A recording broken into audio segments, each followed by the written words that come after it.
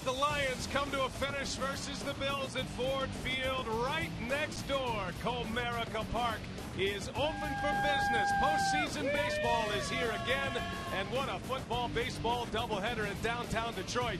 Many lucky enough to have tickets to both. Tigers fans ready to finally get their chance to roar in this ALDS. This 2014 American League Division Series coverage on TBS is presented by T-Mobile.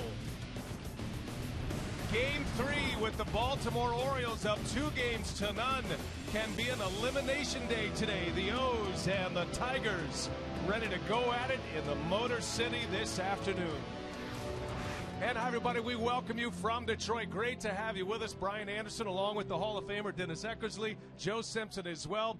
And our sideline reporter today is Jamie Maggio. So this series now resumes here in Detroit. And, Joe, the Tigers know this is about them advancing one more day, and it's going to be a pitching story for them. They've got David Price on the mound to try to get him to tomorrow. Well, he's no stranger to big games like this, Brian. In fact, just a little over a year ago, he was in a winner-go-home game. And while it wasn't a postseason game per se, it was a tiebreaker game against the Texas Rangers in Texas, and he fired a complete game 7-hitter against the Rangers to propel the Tampa Bay Rays into the wild card game. Outstanding game. It took him 118 pitches to complete that game. He may need to go that far or a little bit farther because of this bullpen of the Tigers. Well, we knew going into this series this bullpen might have some problems. This has been absolutely ridiculous, and they can't find anybody to pitch the 8th inning, get anybody out. Brad Ausmus doesn't know where to go from here. He's got a guy, Joe Nathan, that he can't get to. He's been out there for 7 days in wait. But you look at the troubles in the 8th inning. Ridiculous. 11 runs. They cannot get anybody out. You know, the runners scored. It's unbelievable. Inherited runners scored. They've got to find a way. And like you said, it's got to be David Price going deep into this game. Meanwhile, the Orioles, they have been lights out. It is all going their way. Their bullpen's been great. They're going to give the ball to Bud Norris, 29-year-old right-hander, making his first career postseason start. He was bumped up to Game 3 to get the ball to try to send the Orioles to the American League Championship Series. They are one win away. Game 3 from Detroit, the O's and the Tigers coming up next.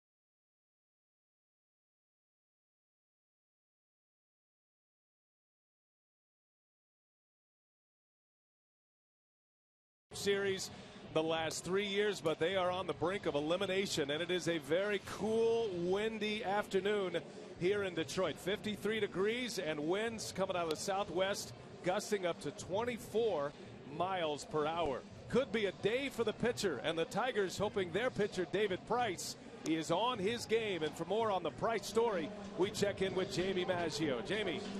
Thanks, Brian. Before this series began, I spoke to David Price and talked to him about what it's like to be part of such a talented starting rotation. He said, you know what?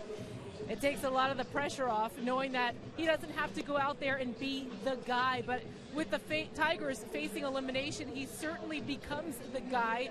And David was carrying a similar weight on his shoulders a week ago when he pitched 7 1/3 innings of shutout ball with 8 strikeouts in that win over Minnesota to clinch the division in game number 162 of the regular season.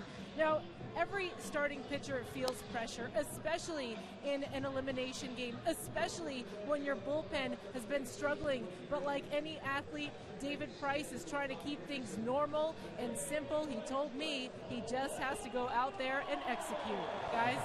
All right, Jamie, thank you. And we'll see if he can do just that today. And Eck, the numbers on David Price, been a decent year for him coming over to Detroit. This is why they got him to pitch in games like this, a 15-game winner this season. You talk about the pressure. Now the pressure's off. No, the pressure is on. They need him badly. You talk about a guy that's pitched so many innings this year, led all of baseball with punch-outs, 271. And, you know, you go out there, you see him a 3-pitch pitcher, fastball, little cutter, occasional change-ups. But if there's a guy you want on the mound, this is the guy. Nick Markakis will lead off for the Orioles, and he swings and fouls off the first pitch, and away we go.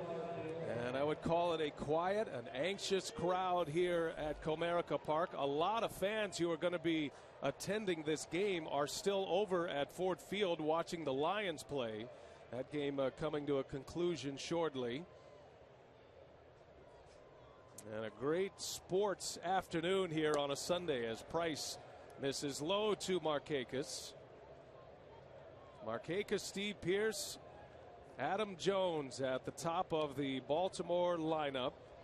Baltimore winning the first 2 games in Baltimore. Raucous crowds there. They stood up well in the Charm City at 48,000 in both games. There's a shot right to the shortstop Roman. He bobbles briefly, but able to take care of Markakis for out number 1.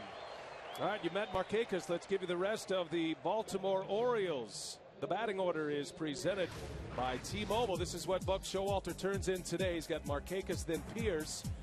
Adam Jones back at his customary 3 spot in the order. The designated hitter is Nelson Cruz. Interesting move here. Delman Young will get the start in left field. The shortstop is J.J. Hardy. Nick Hundley, the Game 1 starter, back in there for Game 3. Ryan Flaherty's made all 3 starts in this postseason, and Jonathan Scope round out the starting 9 against left-hander David Price. Steve Pearce elevated in the lineup. And an interesting lineup today, Joe, and it's set up in especially left field for Buck Showalter, and he has his reasons. Well, he actually told us that Delman Young has played a very good left field for them. And, of course, with Nelson Cruz, the DH, if you take one of those guys out for defensive purposes late in the game, if you've got the lead, then you lose your DH. If, for example, if Cruz were out there and he wanted to take him out of the game, put someone else in left, all of a sudden you're shorthanded. So he'd rather be able to substitute Delman Young than Nelson Cruz. Well, and with Cruz and Young in the lineup together, Pearce goes from the 5 spot in the batting order to second. Alejandro De Aza has been hitting second in the first 2 games, and he's a left-handed hitter, so against the left-handed starter, Showalter going with the better matchup. Outfield play has been a part of the story in this series. It could be again today, especially in the sizable outfield of Comerica Park, a much bigger ballpark, much more pitcher friendly, as Price issues the walk and the Orioles have a man on. And Joe, how about the Tigers defensively today? Well, everything remains the same with one great exception. Rajay Davis is not in the lineup today. After trying to play in the first 2 games, it was obvious that he couldn't, and on a cool 53-degree day, he's not in the starting lineup. So Don Kelly's in center field. He is a veteran. He's more of a utility player now than he was. but he can still play in center field, and it was obvious that Brad Ausmus wanted a veteran out there as opposed to an inexperienced player like Carrera. Now, Rajai Davis had to be taken out of both games, and in game 2, because of an injury, it tightened up on him. He's had a lot of trouble. Not the same kind of player that the Tigers hoped he would be because of this injury. It's a pelvic ligament sprain for Rajai Davis. A bit of an unusual injury, but it has certainly sent Brad Ausmus and the Tigers back to the drawing board. Don Kelly making just his 3rd start since the trade of Austin Jackson. Orioles don't have that problem with Adam Jones. He is a Gold Glove center fielder and a 3-hole hitter, and a big part of what the Orioles do offensively. I want to say real quickly before Price throws to Jones, because you know Jones loves to swing the bat, that Price has had a lot of trouble early this year, especially since coming over here to Detroit.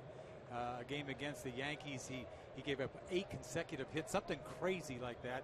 Gave up a 5-spot early to the San Francisco Giants. He's had, unlike him, he had trouble early. So, and you see the ball 4. That's unlike him. He's a strike thrower, this guy.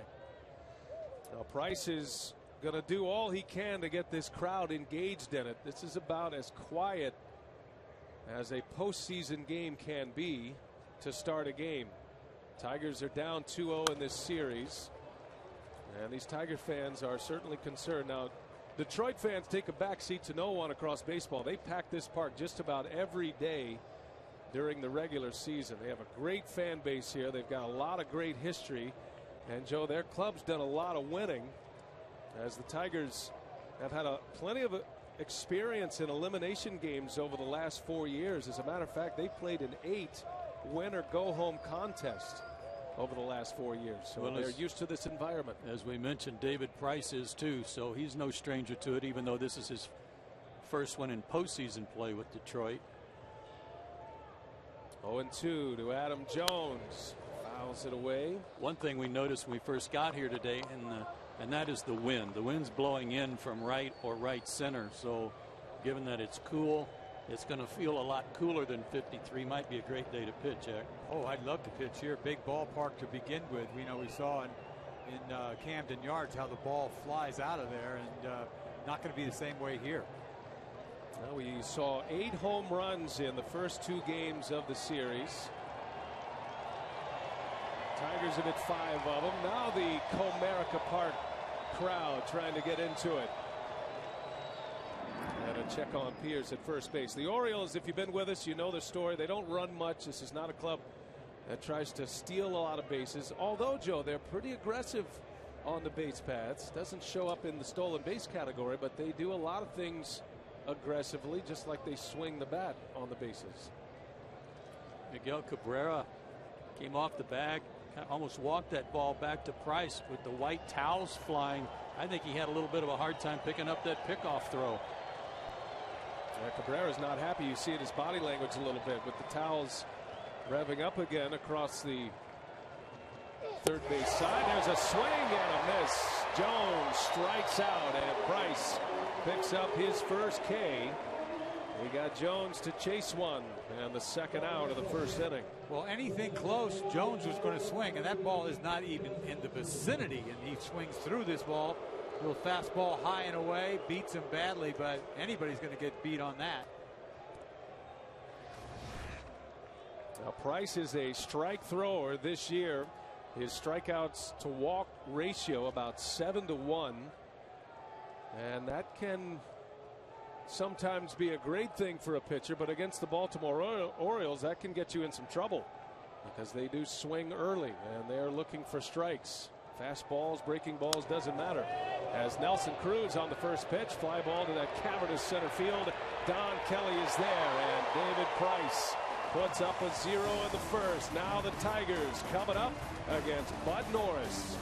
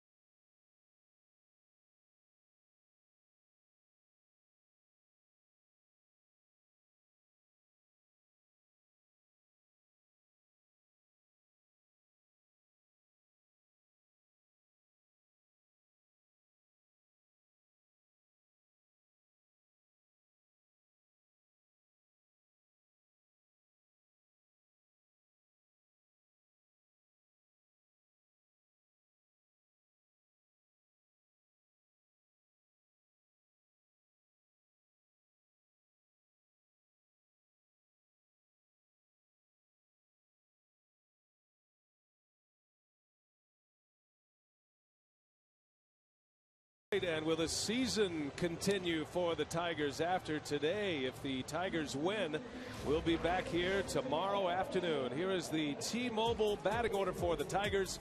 Brad Ausmus has Ian Kinsler leading off. Not a whole lot of changes here. Torrey Hunter bats second.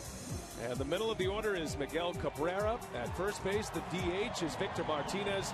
JD Martinez is in left. He's hit a couple of homers already. Alex Avila will do the catching. At third base is Nick Castellanos. Had a Game 2 homer. Andrew Romine at short. And Don Kelly, his first start of the postseason this year, he gets the call in center field. And Eck on the mound, it is Bud Norris. Postseason start number 1 for him. Well, a little anxious, to say the least for him. But we thought it was going to be Gonzalez. Late was Norris, but this kid had a great year for them. Won 15 games.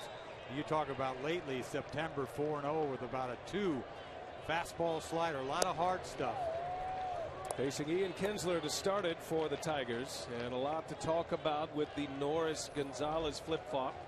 We had a chance to visit with Buck Showalter before the game. He was at least 5 cups into the coffee when we talked to him, so it may take a few innings to dispense all that he had to say. But in your mind, Eck, yes, why Bud Norris today? What do you think of all the reasons that Buck gave us, the most important in your mind that Norris gets the ball today over Gonzalez? I'm not really quite sure. I guess because he said this game is not as much pressure as the next one, Game 4 would be. He told us something that if he pitches now, maybe he can come back in Game 5 out of the bullpen, which I don't think that is. I think this kid's an anxious kind of a kid, and he wants to give him the best chance at the most comfortable game of this series, and this would be more comfortable than tomorrow. And he is awfully aggressive. He can get real hyper. He might have a little trouble controlling his emotions here in the first couple of innings, too. I mean, he walks guys galore. You're talking about leadoff walks. He's done that 25 times over the course of this season, which is a huge amount. Yeah. League leading amount.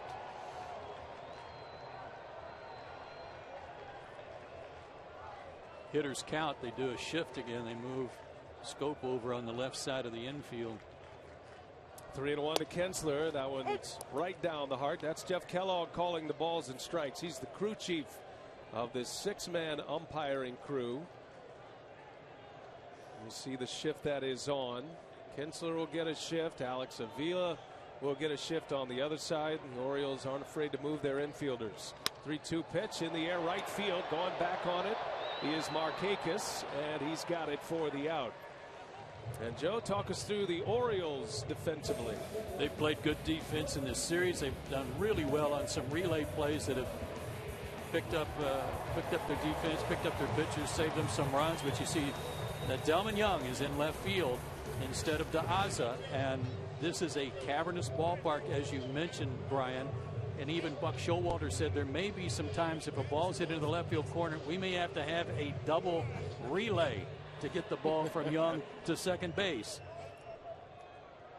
He said Young and Nelson Cruz are awash defensively, and Showalter, as Joe mentioned last inning, he wants to be able to get DeAza in the game in left field defensively if the Orioles have a lead late. We'll see how it all plays out. Torrey Hunter steps in. Hunter is 2 for 7, both of those hits coming in Game 2, and he and Bud Norris have a history this year. Norris was actually ejected from a game after he drilled Torrey Hunter, and that is after Torrey Hunter had a 5 RBI game in Detroit, and then the next time around in Baltimore after an Ian Kinsler 3-run home run on May 12th. Norris stuck one in the ribs of Torrey Hunter. That got him ejected. The bench is emptied. A couple of days later, Verlander threw behind Nelly Cruz. And so even though these two teams, Joe, haven't played in a long time up until this postseason, they hadn't matched up since early May. They don't forget. Yeah, there's still a little bad blood and some long memories. Torrey Hunter hasn't forgotten. Well, Norris hasn't exactly thrown very well against Baltimore in his short time against them. He's 0-3 with like a 6.5. And a chance for Torrey as he takes a strike. And he pitches inside a lot, Norris. He's going to come in on you, in, out, in, out. He hit 14 batters this year, so he's not afraid to pitch in, and he's a power guy. He's going to have to keep you off the plate. That misses down and away, and a walk to Torrey Hunter. Starting to see Hunter get on base the last 2 games, and that's important because of where he hits in the lineup. 3, 4, and 5 in the Tigers lineup has been very good. And it starts with Miguel Cabrera as we take a look at today's playmakers presented by the all-new Chrysler 200. Joe Cabrera, Martinez, J.D. Martinez, they have combined for 9 hits, and they've hit 4 home runs. They're doing their part offensively. Yeah, you see that bottom line, though. Everybody else hitting under 200. Unlike the Orioles, up and down the Orioles lineup, they've got RBIs, they've got runs scored, they've got good on-base percentages. But other than Torrey the last 2 games, Kinsler's not getting on. The bottom of their order is not getting on. Cabrera takes a strike right down the heart. You see those numbers, though, from 3, 4, 5. You would think you're up 2 games to nothing. Yeah. I mean, you'd think that there's not going to be a lot of runs scored, the good pitching. Meanwhile, they're raking and they're not winning. And it's getting very, very frustrating for Miguel Cabrera. We saw that in the dugout in the top of the 9th of game 2. Now Cabrera has been very vocal. He has been animated. And a big swing. Good slider by Norris. That's his money pitch. I was down there talking to Miguel before the game, and he's asking me, can you still pitch? What's that telling you? Yeah, it's like they need a guy to come out of the bullpen. Are you kidding me? And I thought he was serious. I was saying, I had rotator surgery. I was serious. I said, my arm doesn't feel very good. He's not the only one, I promise. Eck parading along the field before these games here, the Hall of Fame closer, and that's been on the mind of a lot of the Tigers players, staff, and of course their fans. As Norris misses upstairs. Everything's going well for the Tigers. They're getting good starting pitching, not great but good. They are certainly swinging the bat well. They've had enough run production to win a couple of games. Had a 5-run inning in game 2. It just all boils down to the bullpen for Detroit. And at some point, they have designs on winning a World Series. That bullpen is going to have to deliver. Max Scherzer, the game 1 loser. There's been a lot of discussion about how Brad Ausmus is going to use him. We knew going into this series that their rotation had to go deep, right? We all knew that. But they got 7 out of Scherzer. They only got 5 out of Verlander, right? I mean, you need more out of Verlander. Luckily, Sanchez gave them a couple of innings, and now talk about Price. I mean, this is their strength. I mean, we're talking about you got to go 7, 8 innings, and you go to 1 or 2 guys in the bullpen, preferably just Joe Nathan. 1 ball, 2 strikes to count on Cabrera. Torrey Hunter at first, and a little half swing. Did he go? He does. Cabrera unable to check his swing, according to Jim Wolf. That's one thing Miggy does. He always asks for his own appeal, as if to tell the umpire, go ahead, I dare you. Well, there may have been a little extra on that breaking ball from Norris, because the pitch before, when time was called and he was coming out of his stretch, he looked in at Jeff Kellogg, the umpire, and pointed at the catcher and Cabrera and said, which one called time? And Kellogg pointed at his catcher. And I think he was maybe a little miffed that the time was called so late and wanted to know who did it. It's just an observation here, and it's only 2 games plus what we've seen in the first inning here. I feel like Miguel Cabrera is trying to elevate not just his game on the field, but what is going on around the game, trying to engage teammates, trying to engage fans even. Seen some histrionics from him in the first 2 games of the series. There's Victor Martinez taking strike 1. Here was that time call, and right here Norris looks in and says, him or him? Which one? Well, it's no time for Norris to be upset right now. How do you get upset? You got the greatest hitter on earth at the plate. What, I'm going to call him out? Meanwhile, he threw him a nasty slider and punched him out. And a quick check on Hunter. Victor Martinez, one of the players that the Orioles will shift against. The second baseman, Jonathan Scope, he's out there in the grass. He has a very strong throwing arm. There aren't many second basemen that can play that deep. But he has a shortstop's arm, so the O's are very comfortable with him in that rover position. Martinez slices one foul. Victor's had a terrific postseason thus far. He's 3 for 8. He homered, has 3 runs batted in. 32 homers this year, and he drove in 103 runs. Just a monster season in the final year of his contract.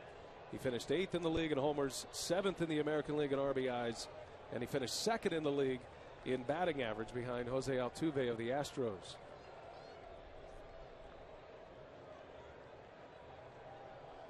Former Astro Bud Norris traded to the O's last year at the trade deadline. And down he goes. Norris with a 96-mile-an-hour fastball. And Bud Norris, they were worried about his first postseason inning. No problem. A scoreless frame, and we go to the second in Detroit.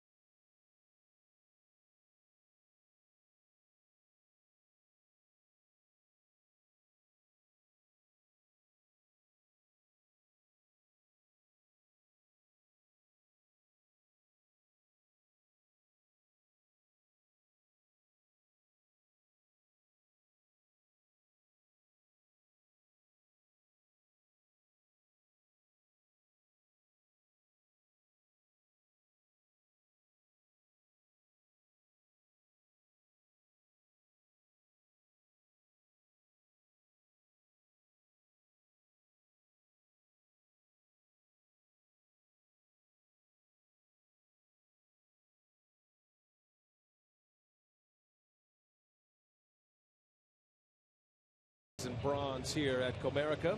Say a reminder, Bleacher Report lead National League Baseball writer Scott Miller answers your burning questions right now on Facebook. You can join the live Q&A on the Bleacher Report MLB Facebook page. That's facebook.com/MLBBR. Delmon Young drawing some boos here in Detroit. The former Tiger who hurt them badly with a 3 RBI double proved to be the game winner for the Orioles, and he hacks at the first pitch and fouls it away. What a moment it was. It has been one of the signature moments of the postseason. With Young at the plate, the Orioles down 2, bases loaded. J.J. Hardy scores all the way from first, and Delmon Young strikes again in the postseason. Funny how things turn out.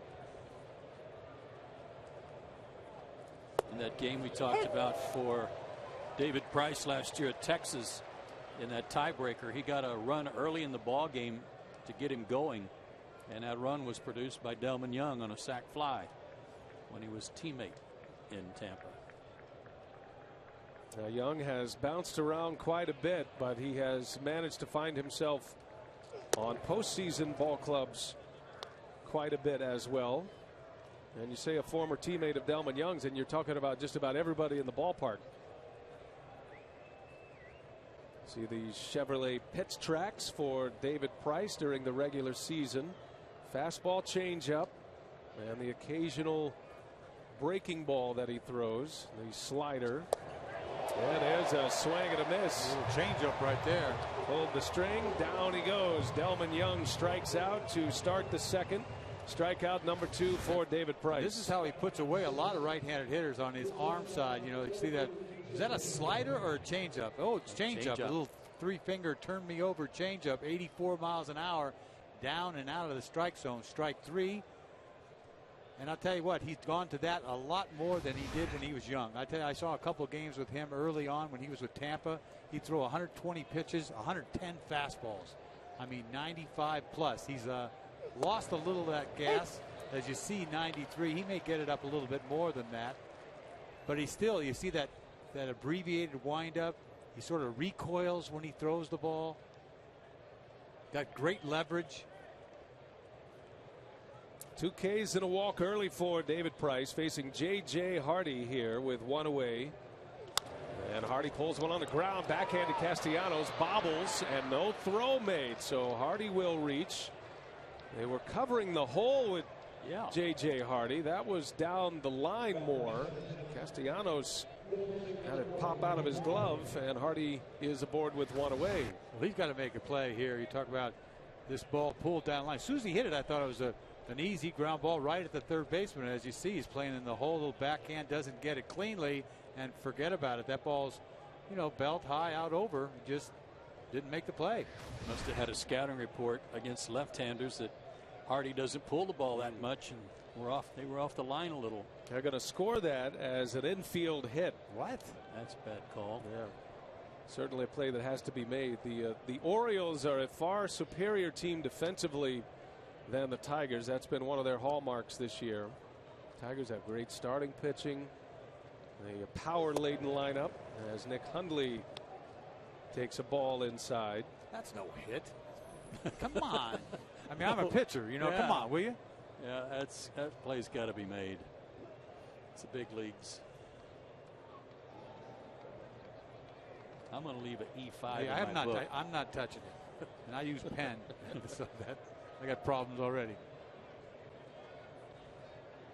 Price delivers to the Orioles catcher. That one's in there for a strike. Nick Hundley. Kind of unusual. We talked about before the game, Hundley catching Norris, with Joseph having caught him most of the time, and the success that he had with Joseph. 11-2 with Joseph behind the plate. Meanwhile, Hundley's playing. Now Hundley was the game 1 starter, a little more experience. Joseph is a rookie. Orioles still trying to cover for the loss of Matt Wieters. They lost him in May. A very talented catcher, both sides, a Gold Glove performer. He's a switch hitter, brings a lot to the plate offensively. It's been impressive how the Baltimore Orioles have been able to not only just get by without 3 of their stars, but excel. They ran away with the American League East, won that division by 12 games. They clinched the division on September 16th. But they lost Wieters. They lost Manny Machado at third to an injury. And Chris Davis is suspended. Kinsler over to second. That's the only out they'll get. Get the lead out. Kinsler to Romine. And Hundley will reach on a fielder's choice. David Price has 2 men out here in the second inning. We showed you that arsenal for David Price. He also has been featuring a cutter on his fastball to his arm side that Eck referred to. Sometimes to get left-handers to give up on it inside as an out pitch, and certainly a backdoor pitch to right-handers. So you can add that to some of his arsenal. 2 gone. Here is Ryan Flaherty now. Has a hit. He was part of that 8-run explosion for the Orioles in game 1, the 8-run 8th inning. Had a hit and an RBI in that frame. He's started at third base each and every game of this postseason. And a former teammate of David Price at Vanderbilt. Now you wonder, just because he knows him so well, does it make him easier to hit? Brian says, I don't think so. No. And he's a lot better than he was then, and he was pretty great at Vanderbilt. Yeah, he said he was a big game pitcher then and now.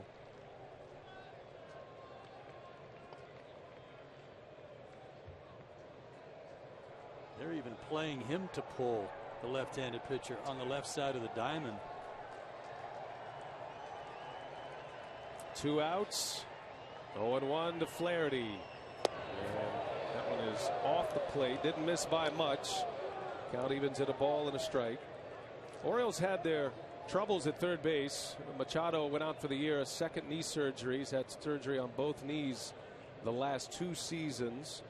And Buck Showalter was experimenting a great deal. They committed 7 errors in the final 10 games at third base. But Flaherty seems to have settled that position. Not only making the routine play, but he has made the spectacular play as well. Sounded like he broke his bat. Easy enough for Kinsler. And Flaherty is out. David Price on this cool Sunday afternoon. 2 scoreless on the board.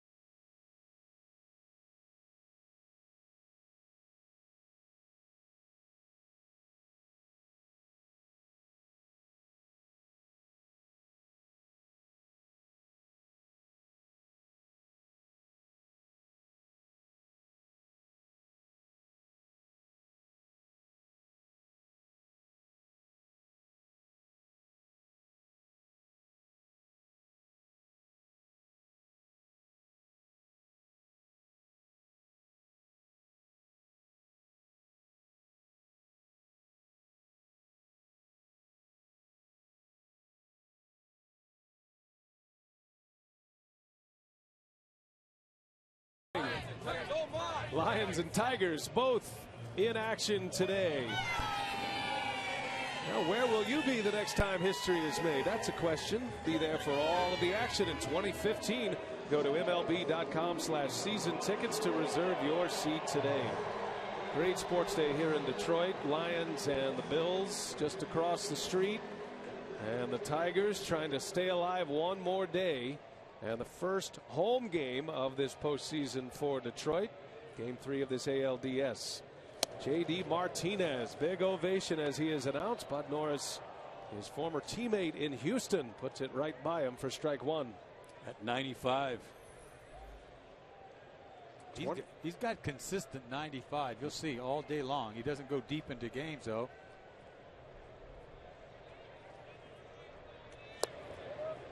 Now J.D. Martinez with 23 home runs in the regular season. He had 10 home runs in AAA to start the year. The Astros released him this spring. Got a chance with the Tigers. He has a lot of relationships with a number of Tigers personnel, including assistant general manager Al Avila, third base coach Dave Clark. And he's unable to check a swing. Cuts through, says Jim Wolf. It goes to 1-2. This Comerica Park crowd needs something good to happen. They need something big to happen. Yes, he did. Yes, he did. I tell you what, this kid has got a hard slider. You see what Cabrera swung at it? When it's so bad like that, you know how nasty it is. 1-2 pitch and another little half swing. No appeal asked for this time. 2 balls, 2 strikes. But it's almost like this crowd's sitting around waiting for something bad to happen. It's like they're down 2-0, so okay, what are the chances of coming back? They need this Tigers offense to give them a shot in the arm.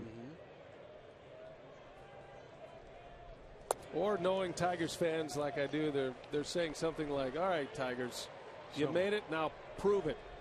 Yeah. Prove something that I can cheer about, that I can be excited about the rest of this postseason. From where we just came, though, in Baltimore, it was electric over there. It was. Baltimore stood up very well. Had raucous crowds there. Martinez takes a called strike 3 and another fastball from Bud Norris. And he's got it dialed up early. It's the same pitch he struck out Victor Martinez. He's got 3 consecutive Ks. All looking. Well, guys, the upcoming TBS schedule presented by DirecTV. Next, it's Game 3 between the Royals and the Angels from Kansas City. And then tomorrow, a couple of if necessary games on TBS. Starting with the postseason pregame show. O's Tigers Game 4 if necessary at either 12 or 1:30. Depending on if KC sweeps the Angels. And then it's Angels Royals if necessary, 6 p.m. on TBS. Well, the Royals got it working, don't they? Do they ever? 3 consecutive extra inning victories as Alex Avila down the left field line. That is a base hit. Young wrestling with an alligator down there, and it goes nearly to the wall. And Avila's into second base with a double. And the first Tigers hit comes from their catcher. It wasn't pretty down the left field line. No. I don't think it matters. I mean, that was a double all the way. He almost turned it into a triple if anybody could run. Avila cannot run. And you see, that's the changeup that he's been working on. That's a hard changeup if you think about it, 89 miles an hour. But Avila finally gets his first hit of this series the opposite way. Young very gingerly going over there. It's his first postseason start in the field since Game 2 of the 2012 World Series when he played for the Tigers. That was against the Giants. He's been a DH on 5 occasions in the postseason, but this first time in a couple of years he's been out there defensively.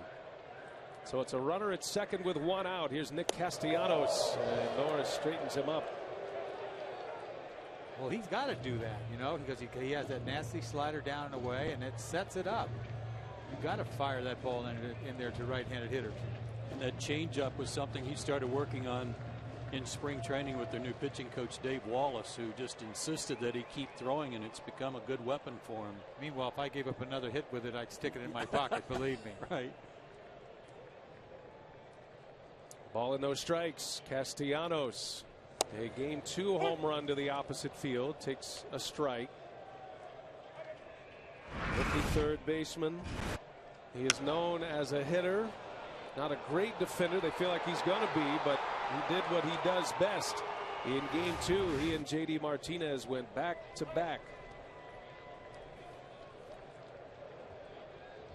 That was part of a 5-run 4th inning for the Tigers in Game 2. There's a swing and a miss. I mean, that fastball in first time set that up. He looked like he was just didn't have anything in that swing.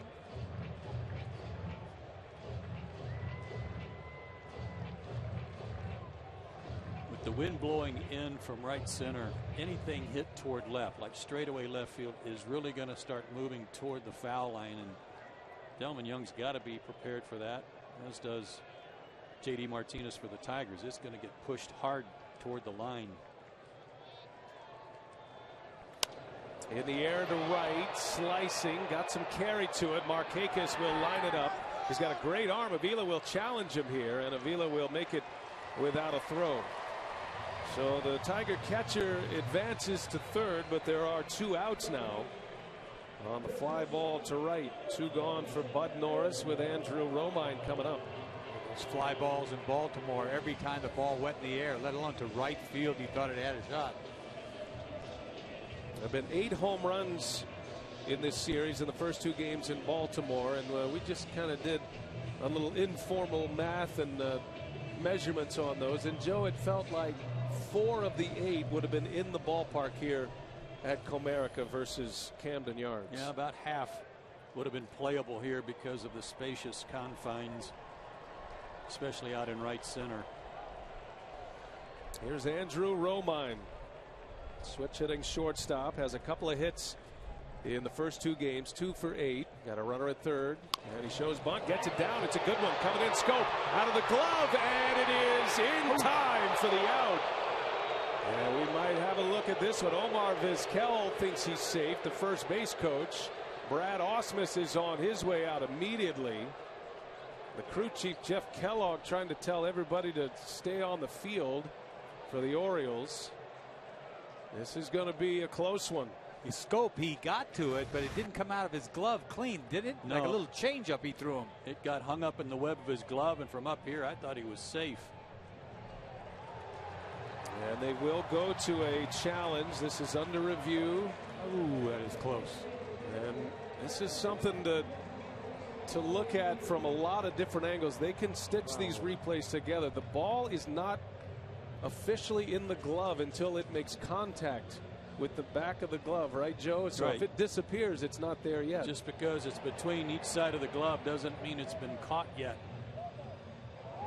Boy, this is going to be a close call. It is.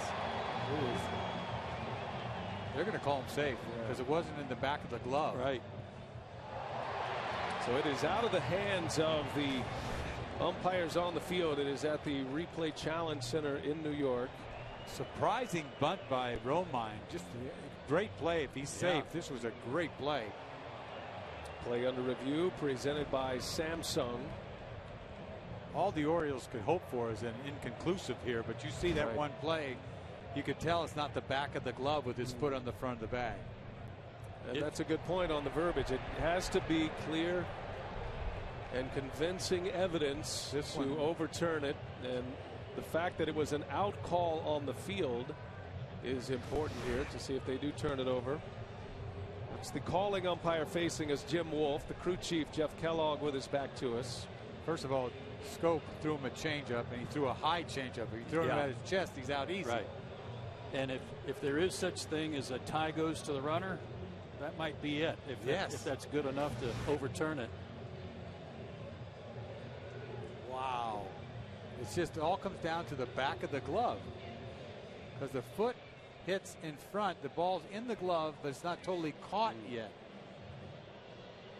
Now just keep in mind, in the review center in New York, they're not subject to our replays. They have all of our camera angles. They have access to every replay. As I mentioned, they can stitch together, and they are pouring through all this. There's an umpire assigned to this game. There are multiple umpires in the command center with supervisors, and I'm sure they've got a lot of eyes. What do you think, Joe? On this play? I think he's safe. I think he's safe too, but it wouldn't surprise me if they call him out. All right, headsets coming off. Jeff Kellogg will make the call. Out. Call him out. Wow, it stays. Told you. Not enough evidence. Wow, that's to a run. overturn. That's a run. Instead of an infield hit and an RBI, Brad Ausmus loses his challenge. It goes against the Tigers, who remain scoreless. We're going to be talking about that one for a while.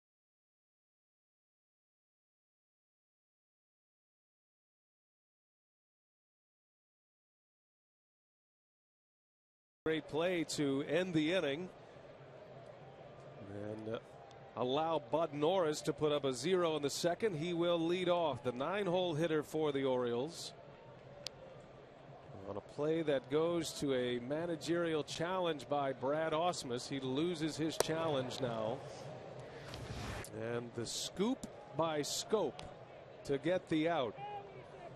You know, watching his glove that time, watching Scope's glove instead of watching Pierce's glove, I'm not sure the ball got hung up in his glove as much as he just shoveled it, just catapulted it so high that it took a long time to get there.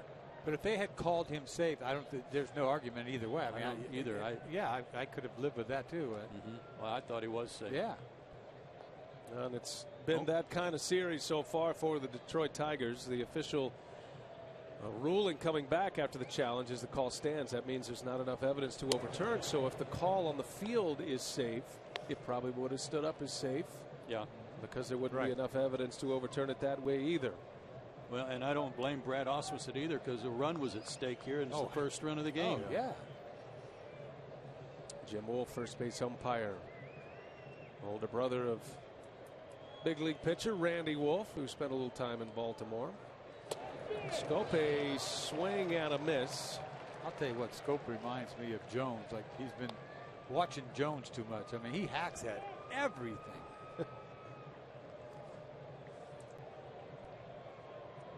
Well, in this series, the Orioles are swinging at first pitches in one of every 3 plate appearances. That is up from their regular season numbers, which was significant. Yeah. They swung at 28% of first pitches. They are the most free swinging team in the big leagues, and they do a lot of damage on that first pitch as Scope sends one in the air. Shallow right center. Don Kelly is there for out number 1 for Price. Which is a great thing if you've started the ball game off spotting your fastball. If you're able to maybe just run your fastball a little bit off the plate, throw that cutter a little bit off the plate, and they want to chase something and get themselves out, then all the better for David Price. Buck Showalter's done a terrific job. He has relied heavily upon his bullpen. His bullpen has pitched more innings than his starting rotation, and it is a very good bullpen. Orioles have a decided advantage in that category as well. There's a strike to Nick Markakis, back to the top of the order. Disappointed Lions fans heading out of Ford Field. The Buffalo Bills win on a late field goal, 17-14. And for those lucky enough to have a ticket to both football and baseball games today in downtown Detroit, I would imagine they'll be making their way in, and this ballpark will fill up quickly. They draw huge numbers here in Detroit, always push 3 million or so. They've seen a lot of winning baseball here in the last few years. Tigers have advanced to the ALCS the last 3 seasons. Last time the Tigers weren't in that series was 2010. They missed the postseason that year, had a .500 record.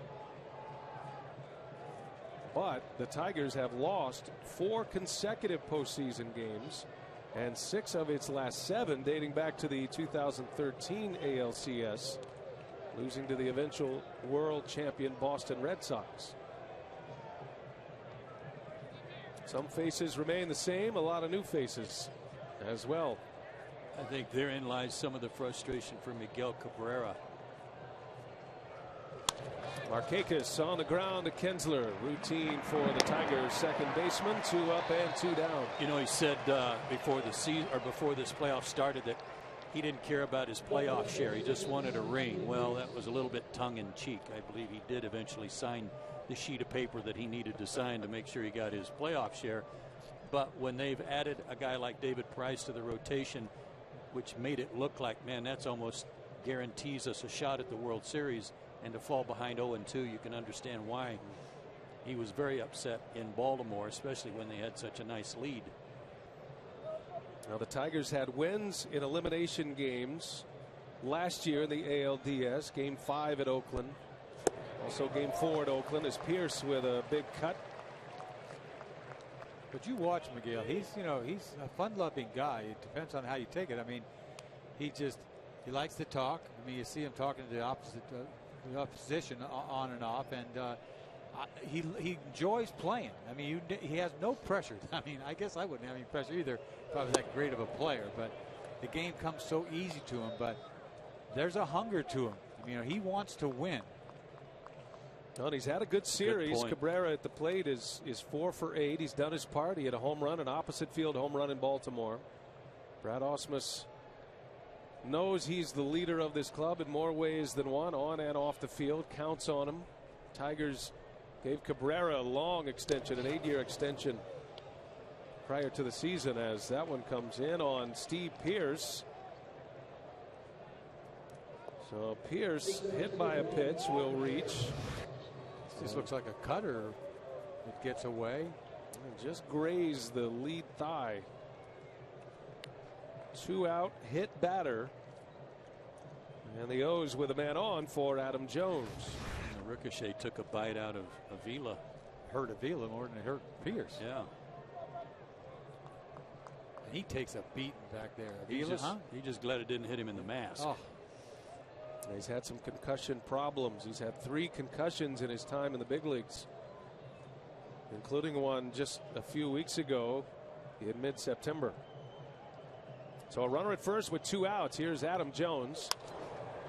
High pop up, shallow left. Back is Romine calling, and JD Martinez will call him off. And that's that for the Birds in the 3rd. David Price, 3 shutout innings, has a couple of Ks.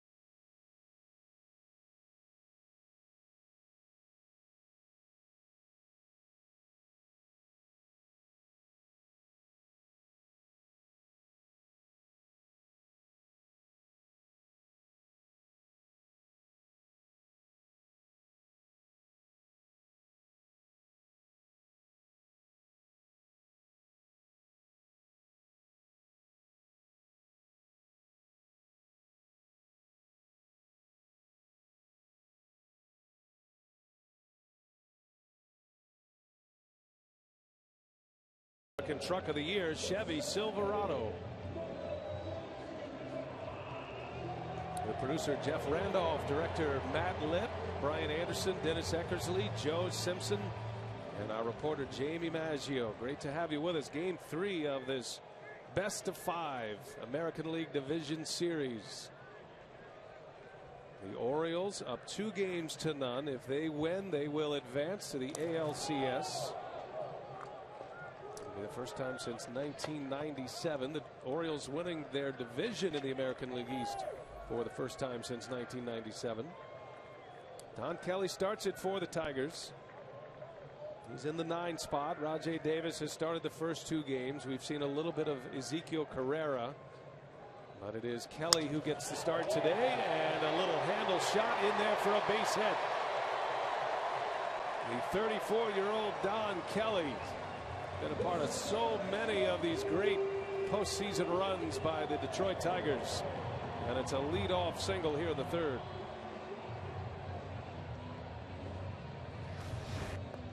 Fastball he's trying to get in right here, leaks out over the plate. I think he hit that ball at the end of the bat.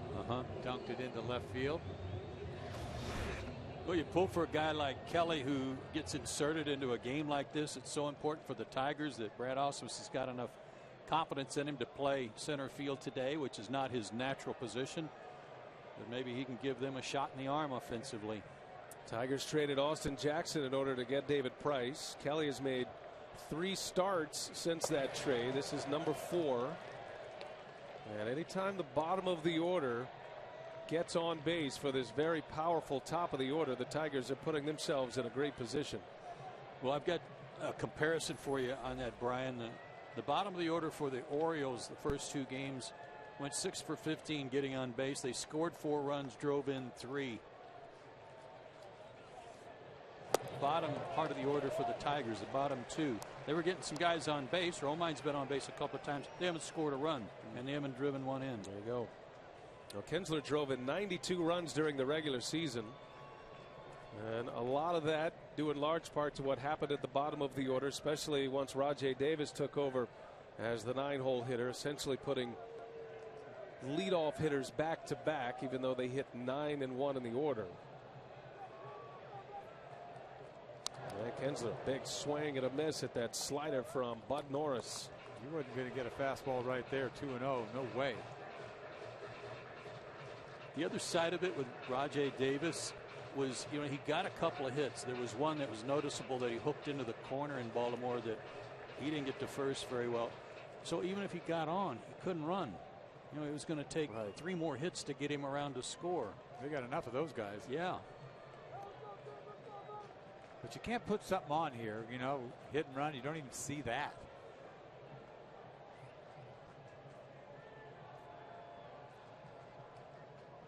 In the dirt, nice pick back there by Hundley. On a sharp slider down and away. Can't count on Norris throwing a strike, to be honest with you. 2-1 there. But they don't do it anyway. Well, Norris fairly quick to the plate. Hundley throws the ball fairly well. Don Kelly runs fairly well. He has 6 out of 7 stolen bases.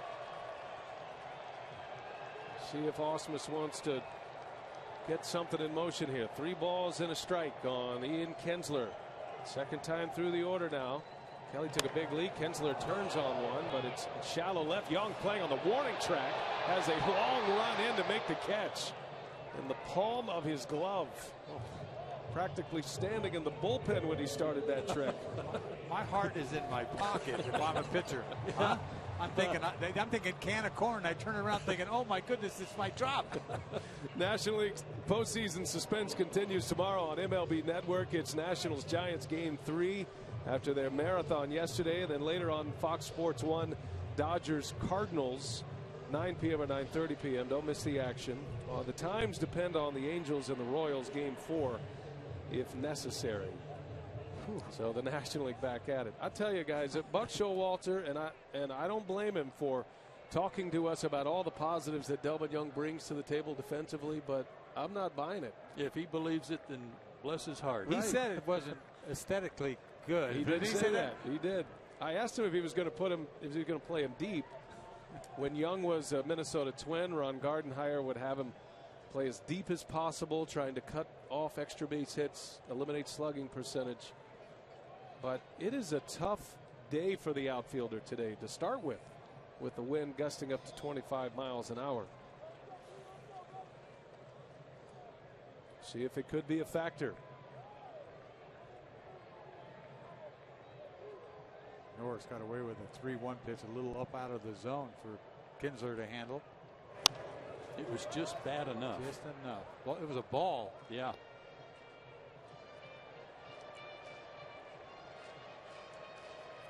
A case where he and Kinsler may have been trying to do too much. Had the count in his favor and chased a bad ball. Kinsler just one hit in this series thus far. He's 1 for 10. Coming over from the Rangers to the Tigers this offseason in the Prince Fielder trade. Torrey Hunter in an 0-1 count. Orioles looking to turn two. There goes Kelly, and the pitch gets away. And it bounces right back to Hundley. Mark that one down for later. It can come back quickly off that screen back there. But that'll be a stolen base for Don Kelly. And it takes the Orioles out of a double play chance to get out of the inning. And it puts a runner in scoring position for Torrey Hunter. Decent jump, decent lead, but he could be thrown out very easily. But that ball goes all the way back to the screen. Look at no chance. Look how far away from the target he was. I mean, he's sitting up inside. Yeah. And he throws it. He can launch him with the best of them, this kid. He's got some hair to begin with, you know, 95, 96. He can get it up there. Norris had 3 wild pitches during the regular season. Well, Hunter has been in a hitter's count twice. He drew a walk in the first inning. 2 balls and a strike on Hunter. With runners in scoring position, Bud Norris during the regular season was at his best, an opponent batting average of 173. That's outstanding. No Tiger has more RBIs against Bud Norris than Torrey Hunter. 6 career ribbies, had 5 in 1 game earlier this season here in Detroit back in April. And on the ground to short, Hardy will look back. The runner throws to second. Kelly got caught short, and he is out. Jonathan Scope put his big linebacker body right in front of the bag, and Don Kelly couldn't get there. He just laid down on him. There was no way Kelly was going to get back to the bag. I wasn't sure he caught that ball. He sort of fell on top of him and then finally recovered. But we'll see if he caught it cleanly. Well, remember, Brad Ausmus has already used his challenge. And so the umpires get together here. He's got to get back right there. He's going to be out with any kind of throw. See, he had to control the ball. He dropped the ball, but he had mauled him. You know, think about it. See, he doesn't catch this cleanly. He drops it. And then he has enough time to go grab the ball, and you're still out. Still tagged. So what do you call that? Yes. That's what happened. I mean, and he had mauled him. He couldn't even get to the bag. I mean, could you go with obstruction in a spot like this? I don't know the clear-cut rule. You never see this. Is there some kind of rule on this for, like, calf roping? He held him down and then tied him up. And then tags him out, shows him the ball. That's Fielden Colbreth, the second base umpire. How do you tackle somebody and then you drop the ball and you stay right there while I get the ball? Yeah. And then I'll tag you and then you're out. I mean, you don't see that very often. No. It's going to stand. Yes. And so Scope using all of his assets to the base. Keep Kelly off the base, and he never did get there. He was certainly missed the throw out, to begin with. The throw's in his glove. He's more worried about, tackling him.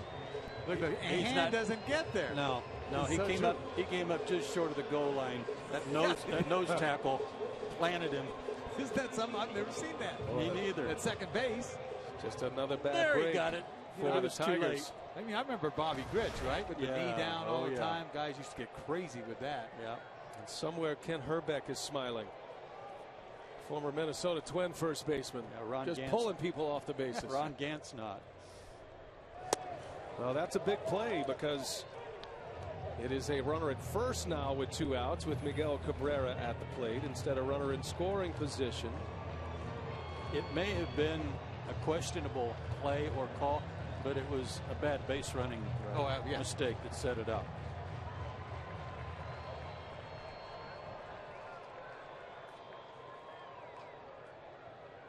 Cabrera struck out his first time up. Hits that one sharply. Hardy on a backhand, goes to second, low throw, that gets away.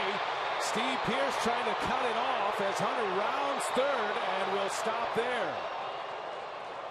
Well, I thought he was going to send him with 2 outs. He's thinking about it. Clark sending Hunter at third.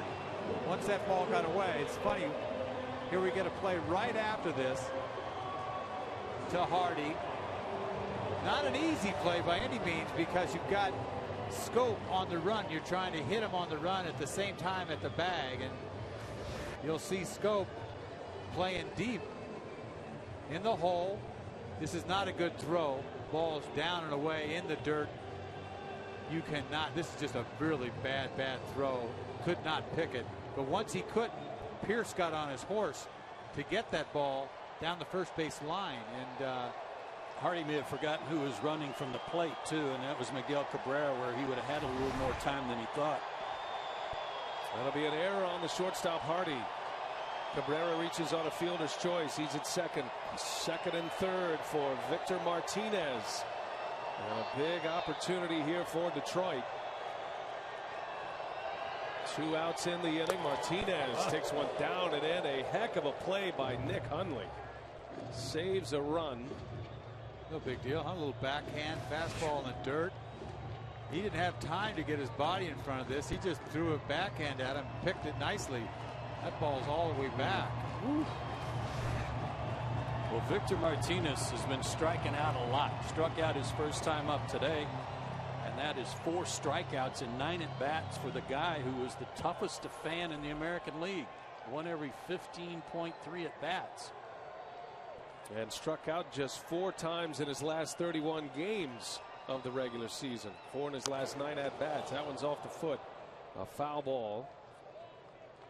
1 ball, 1 strike on Victor Martinez. So the Tigers lose a run on the call at first base that went against them on the bunt by Romine. They have the play at second base that was questioned by Osmus that went against them.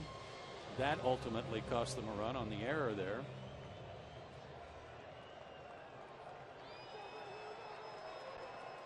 I'll tell you what, if I'm Norris, I'm a little careful here. You got to be a little careful here with Martinez. Doing the fastball down, a nice pick, and then a slider down and in. Ball and a strike. Martinez, one of the great run producers in the American League this year, and he is a touch late, fouls it back on the 94-mile-an-hour fastball. 1 ball, 2 strikes on Victor. Forget about careful. He went right at him. He did, but you have to think that Norris is a little skeptical about going down and in with his fastball because, or setting up away, because he's been missing so badly down and in, I should say. Yeah. This forced Hundley to make a good play. Kind of pulling it. Where he's not going to feature his changeup anytime soon, No. you think? No. That changeup that Martinez hit 1 hop off the wall, game 2 off of Gosman. Might be a backdoor slider or something like that. See if you go after and chase something off the plate. Martinez with 3 hits in this series, has a home run, 3 runs batted in. 2 on, 2 out, and Norris misses low. Baltimore pitching has a ton of strikeouts in this part of the order. Victor Martinez and J.D. Martinez. They have combined to strike out those 2 8 times in the first 2 games, plus the 2 at-bats by those individuals here today. Each have struck out. Without the emergence of J.D. Martinez, you don't even think about pitching to Victor in a spot like this. Right. But that's how good J.D. has been. Those 2 guys have also combined for 3 homers.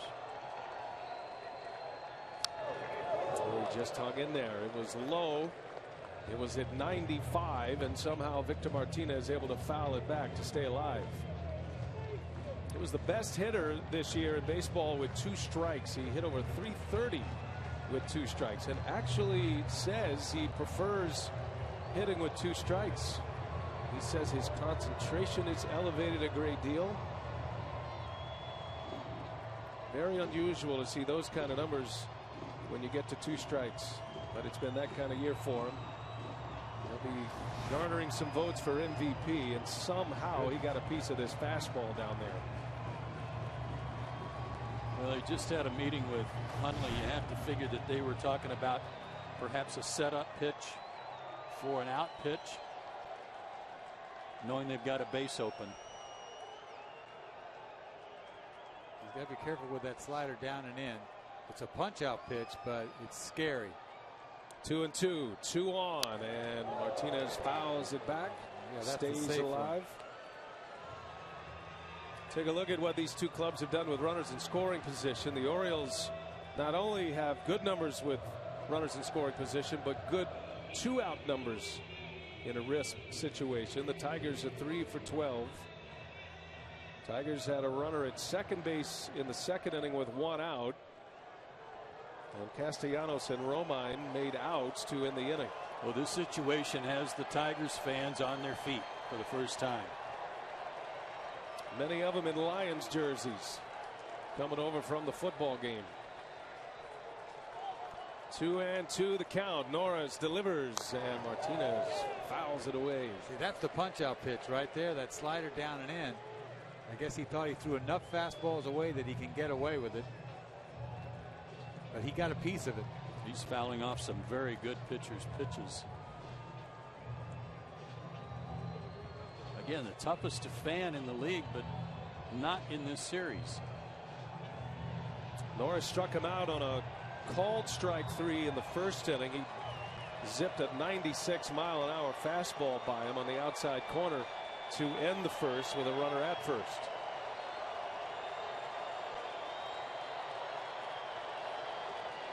Yeah, when in doubt, you try to dot the outside corner. You miss it, you miss it. Sun pops out here in Detroit. 2-2 pitch. And a little tapper off the end of the bat, foul. Martinez hanging tough. I'll tell you what, when I'm making pitches like that and I don't get an out, it starts to get to you after a while. You can only make so many down and away good pitches like that. It's been an 8-pitch at bat, 4 consecutive foul balls. The switch hitter Victor Martinez, 35 years of age, coming off a career year, career best 32 homers. Led the American League in intentional walks, on base percentage. Got a base open at first, but Norris has come after him here in this sequence. 9th pitch of the at bat, and it's in the air. Shallow right center. Back is Scope. In is Jones, and the Gold Glover will make the catch in the palm of his glove. And Bud Norris comes up with a big out. 3 scoreless on the board for Norris and Price.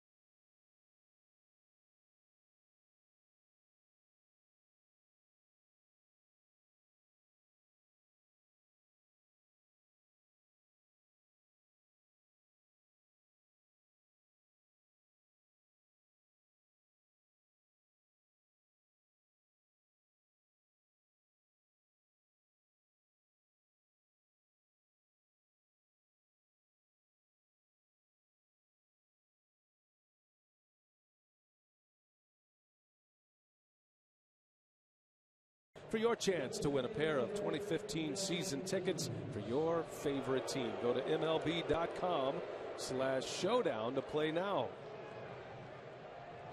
Now the football game is over. The Lions lost a tough one to the Bills, and now all eyes on Comerica Park in downtown Detroit. An elimination game for the Tigers today as the Orioles are up 2 games to none in the series. David Price has 3 scoreless on the board, and he'll face a couple of guys with serious postseason pedigree to start this inning. Nelson Cruz and then Delman Young. J.J. Hardy due up third. It was a pretty long inning. Bryce was sitting in the dugout on a cool day. You think about how Price is thrown, it doesn't really light you up. You know, we're talking about a guy that struck out 271 batters. You'd think he would just be pumping things by guys, but he mixes it up. His velocity's, you know, mediocre, not mediocre, but, you know, 93-ish, but he's thrown a lot of balls up. And Cruz to the right side. That'll get past a diving Kinsler, and a base hit for Nelson Cruz. Well, whatever gear this guy finds, you'd love to bottle it up. He has been a clutch postseason performer. He's now with 40 hits in 38 career postseason games. Open stance, comes back to the plate, and look how far he lets this ball travel. He trusts his hand so much that he can let the ball get in on him a little bit and still get the barrel to it. He just looked to me, he wasn't trying to do damage there. He, you know, 2-0, didn't get big. That's the first hit to the outfield for the Orioles. Hardy had the first hit. That was an infield hit. And a big swing by Delman Young. Look at the point of contact here, guys. The fact that he'd gotten his foot down, and he, like you said, Eck, he wasn't trying to do too much with it. Pitch was away from him, and he hit it away. 40 career hits in the postseason. 15 of those are home runs, and 30 runs batted in. Hit a 2-run home run in game 1. He is aboard for Delman Young. Speaking of postseason pedigree, Young is the only player to appear in the postseason each of the last 6 years for 4 different teams. Saw him last year with the Tampa Bay Rays. He and Price were teammates. Had some very good success as a member of the Tigers as well prior to that, especially in 2011 against the Yankees. Down the line, foul. Just missed the bag at third. They had Castellanos guarding the line. And the count will go to a ball and 2 strikes on Delman Young. Boy, was he ever guarding the line or what? Because by the time he got it, I thought that he was all over this ball, and the only way you can get to it is if you're playing close to the line. Foul, easy. Almost picked off Dan Bellino, third base ump.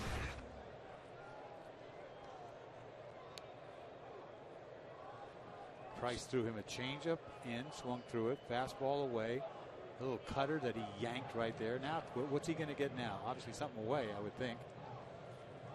Avila wants a fastball. Tigers looking to turn 2 here. Young does not run all that well. And it comes in, he misses. 93 with a fastball for Price. That's about where he's been this year and today. When he first broke onto the scene with the Tampa Bay Rays when he was pitching out of the bullpen his first year in the big leagues, he was pushing it up there at 97, 98 miles an hour.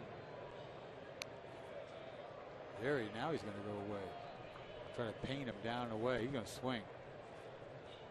2 balls, 2 strikes. He does swing, and he swings right through it. Best fastball of the day for David Price. Went up the ladder with the heat, and he picks up his 3rd strikeout. You think you're going to dot him down and away? No, just elevate this ball a little bit. You know he wants to swing. He can't wait to swing. Ball's up out of the zone. He cannot get to it. A little hot 4-seamer. Once again, that's what Price does. He moves the ball around as well as anybody with his fastball. Uses his cutter when he needs it. He's got enough velocity, especially up there. So 1 away. Cruz still at first. Here is J.J. Hardy. Hardy's committed an error today. The normally sure-handed Orioles shortstop. Did not lead to a run. Bud Norris got a big out of Victor Martinez, stranding 2. Hardy's had some key hits already and scored the winning run on Friday. And an infield hit. It was his first time up in the second. Yep, should have been an error probably.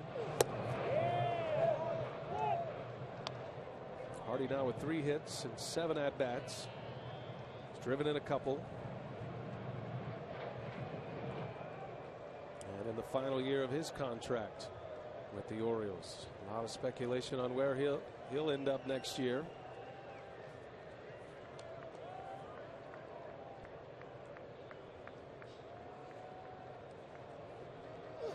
In some ways, there are people talking about this Baltimore team as kind of a one-shot affair. I mean, they've got a real strong nucleus of players, but they've got a lot of guys that are up for contracts too at the end of the year.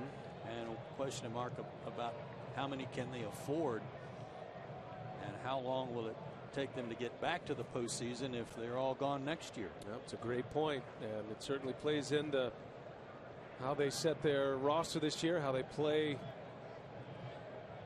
down the stretch, trying to protect players, rest players. Nelson Cruz signed a 1-year deal. He would be available at the end of the season, although Cruz was just raving about Buck Showalter and said one of the reasons he loves coming to the park is to play for Buck Showalter. He's fascinated by the manager and how he looks at the game and the things that he brings up to the players about the game. Cruz is oftentimes the designated hitter, so he gets a lot of time with Buck Showalter in that dugout. And Hardy takes a strike, just caught the edge with a 92-mile-an-hour fastball. Well, that's a gift right there. Everything's away. That's why you get it. It's not like that just came from nowhere. Nick Hundley would hit next. You talk about Cruz and you talk about staying in Baltimore, and then you start talking about major iron. You're talking about maybe what, $20 million a year. I don't think Baltimore can afford that. You got Markakis, big money coming up with an option year. You got Hardy ready to leave. Wieters has got 1 more year left. 3 balls and a strike on Hardy. Cruz a short lead at first, and Hardy swings and fouls it straight back right down the middle on a 3-1 pitch, and he missed it. There's a real exchange going on at first base between the first base coach Wayne Kirby and Miguel Cabrera. Kirby came running up to give Nelson Cruz some information when that time was called a minute ago, and Cabrera turned to the first base umpire Jim Wolf as if to say, hey, get him off the field, keep him out of here. Coaches aren't supposed to be on the field. No.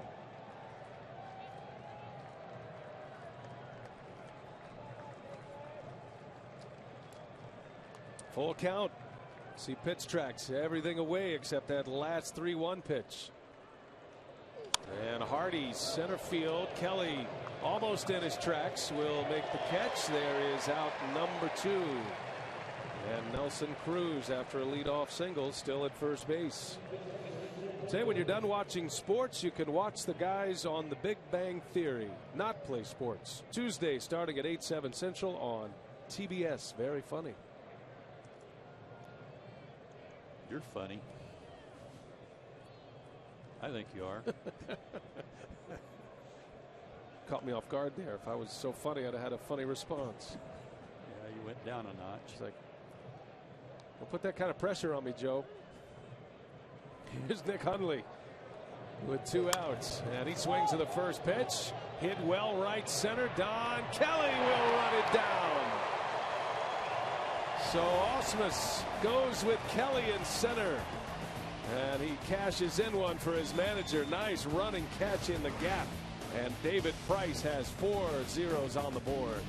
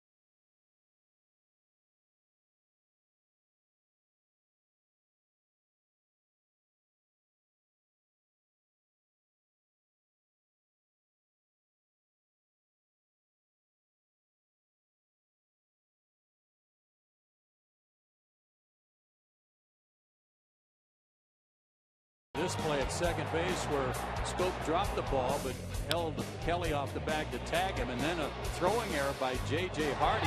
Looked like maybe, just maybe, Torrey Hunter was going to be waved home, but Dave Clark threw up the stop sign.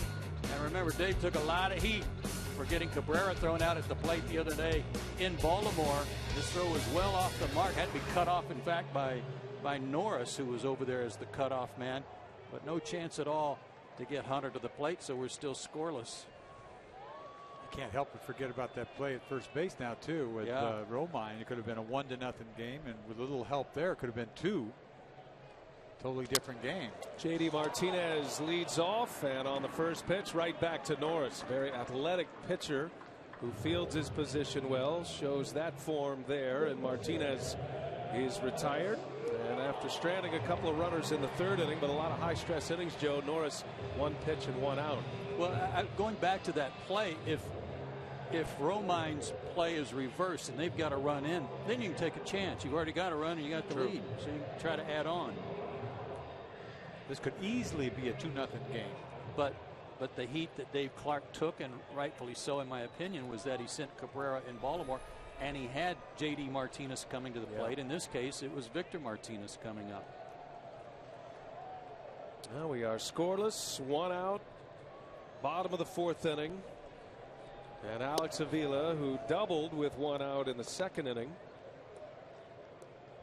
One of the 2 Tigers hits. No runs, 2 hits for each club. The only error on the board, Hardy's error last inning, that did not lead to a run. This is the first MLB game this postseason to get this far without a run. We've had a number of tight games, a lot of great finishes. National League takes the day off today. They're all back at it tomorrow. And you got the Royals hosting for the first time as the nightcap of our doubleheader. Royals Angels coming up later on TBS. Kauffman Stadium will be rocking. 7 out of the 10 postseason games we've seen this year have been a 1-run difference.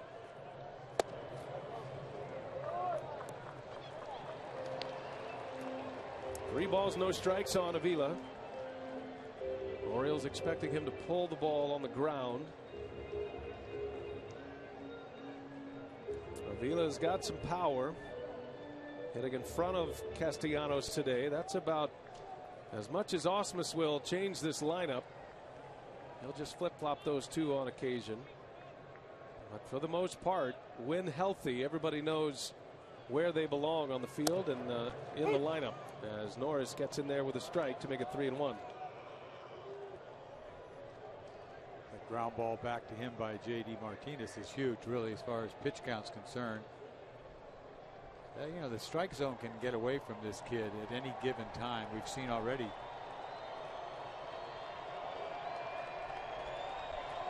Coming off a high-pitched 3rd inning. And a 3-1 is in there. Caught the edge. Jeff Kellogg gave him the call. 3 balls, 2 strikes on Avila. I guess if he hit the corner out try to hit it that many times, sooner or later he's going to give you a couple of inches, and he does right there. I'd want that. I'd probably want a couple of the previous ones too, but he tempted to go right back there, wouldn't he? Yes. See what he does. He's not. 3-2 pitch, and down he goes, right down the middle as Bud Norris dials it up a notch and picks up his 4th strikeout. I'll tell you, this is a beautiful thing. When you get behind a hitter 3-0 and you come all the way back and then you gas him middle, see ya. It's a beautiful thing. You see a 2-seamer, 4-seamer, 94 miles an hour, and it's right by him. That is so gratifying, coming back from a 3-0 count. So 2 outs. Norris comes all the way back from down 3-0 on Avila to get the strikeout. 2 up, 2 down. Joe, how about the shadows this time of day? A late afternoon start as the sun begins to set beyond the first base grandstand. Yeah, Fielding Culbreth, the second base umpire, just came in and spoke to Jeff Kellogg, but I'm not sure that if he was pointing at the lights. But the lights are on, and the shadow is a factor right now. Castellanos swing and a miss. Norris starts him with a slider. Boy, Norris has been tough today. I know it's only the fifth inning right now. Excuse me, the fourth inning right now. But he's just been tough. All of a sudden he'll launch one. You think, oh my goodness, he's losing it, and he comes right back at it. Now, two players appearing in the postseason for the first time. Bud Norris was kind enough to wear a microphone for us in Baltimore, and we caught some audio that was very interesting in the first game. And Bud was saying, and our cameras picked it up and our mics picked it up, I'm glad Buck told me I'm not pitching today. I just want to experience all this, just soak it in, deal with all the nerves for my first postseason Yeah, I want to game. be a fan. Basically, I don't want to pitch today. Let me get the feel for this thing, but he wasn't told until yesterday that he'd be getting to start today for game 3. It was assumed that he would start game 4. Miguel Gonzalez, it was assumed, and I think Buck Showalter wanted to make sure everybody assumed that. Didn't come out and say it, but he felt like Norris was going to be a better bet today. And Norris trying to send the Orioles to the American League Championship Series with a win here today. Misses up and away on Castellanos. He got off to a rough start. I mean, he won a career high 15 games, as a career best 3.65 ERA, but look how he got his season turned around. Yeah. Last 17 starts, outstanding numbers, and even a bump up in strikeouts for 9. That's like their whole rotation. You know, on June 1st, they went off the rest of the season. 29 years of age from the North Bay of San Francisco. Slow roller, that is foul. Missed the bag. Count will remain at 2-2.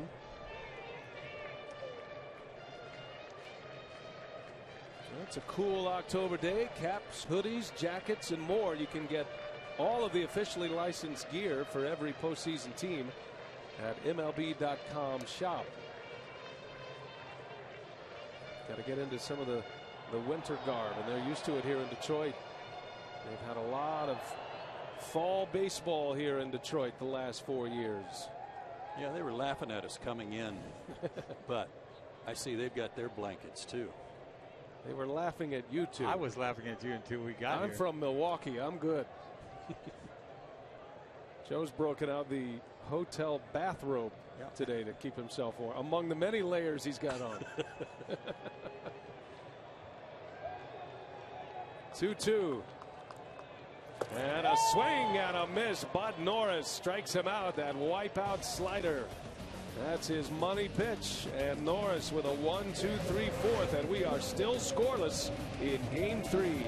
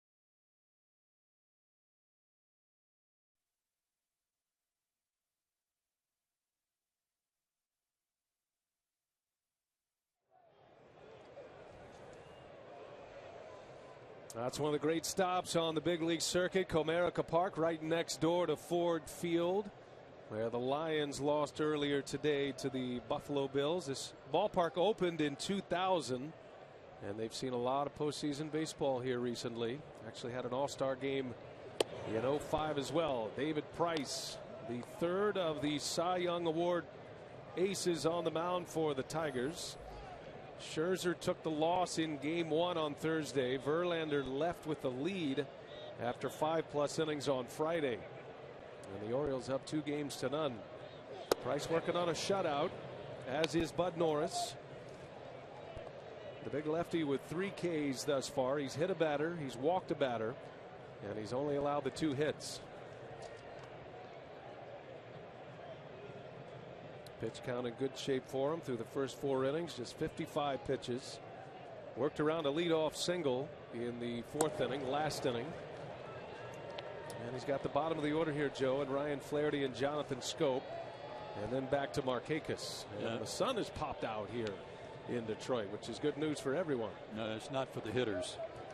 They'd just soon the clouds stay out and eliminate that shadow. He can't walk Flaherty here. I mean, he's got to come back here. This is a cardinal sin. And he gets the strike inside corner on Ryan Flaherty. But again, this bottom part of the order for the Orioles has been just as potent as the top in terms of getting on base and scoring runs. Flaherty and Scope have been tough outs.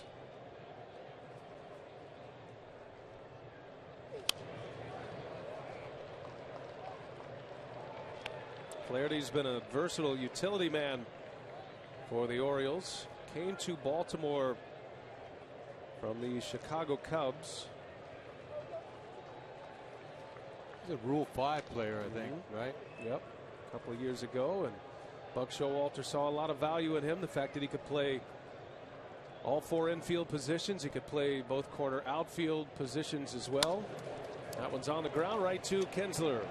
And David Price comes all the way back, down 3-0, and gets his first man of the inning. Moments ago, we had a chance to visit with Tigers manager Brad Ausmus. Well, Brad, being back home, you're down 2-0, but you're back home and you got David Price on the mound. What are you seeing from your big left-hander? Well, so far so good. He's for the most part had command. Obviously he's done a nice job to this point. I'm hoping we can do this for another I don't know, 5 innings. Yeah. Brad, this is Joe. It looked like you guys got a tough break at first base. Eck and I both thought Romine was safe, but you got to keep going. Yeah, I'm not sure what they saw. I know it's a tough play for Jim Wolf with the naked eye to see that, but I've looked at the replay, and quite frankly, I don't understand the reasoning for not calling Romine safe, but we'll move on. Now Torrey Hunter makes a terrific catch down the line. And our thanks to Brad Ausmus for spending a little time with us. And took the high road, which you would expect from Ausmus. He's tried to keep things pretty close to the vest in his first year as skipper. How about this play, Joe, by Torrey Hunter? He was squeezing the gap with Scope at the plate. Had a long way to go. Yeah, he did, and he may be 39 years old, but he moves a whole lot better than a 39-year-old. Good cover on that blue. His first hit, I thought that ball might drop because of the fact that he doesn't cover the kind of ground that he used to. A 9-time Gold Glover, but all of those Gold Gloves came as a center fielder, and he hasn't played center field regularly since 2011.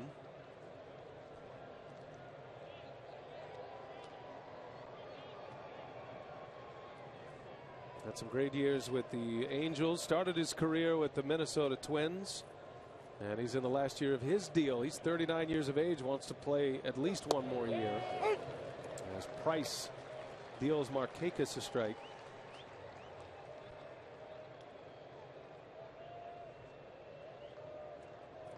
Yeah, he has a son that is a football player at Notre Dame. If you want to think about how long he's been playing and the fact that he's still playing at a high level. Yeah, the Irish pulled that one out yesterday, and Torrey Hunter was there for it. Day off between games. Hunter making sure he got a chance to watch his son play.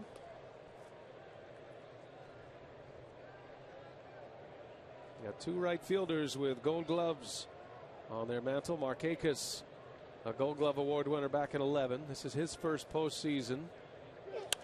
He swings and fouls it back. Torii Hunter was on social media, his Instagram photo. And, making his way to South Bend. Jamie Maggio has more on that. Jamie? Yeah, Torii had a great time at the game there in South Bend yesterday. Of course, they got the win over Stanford, but Torii actually has 3 sons playing football. The other son's Money Hunter is a cornerback at Arkansas State. Darius Hunter is a running back at Riverside Community in California. I asked Torii, you wish your boys played baseball?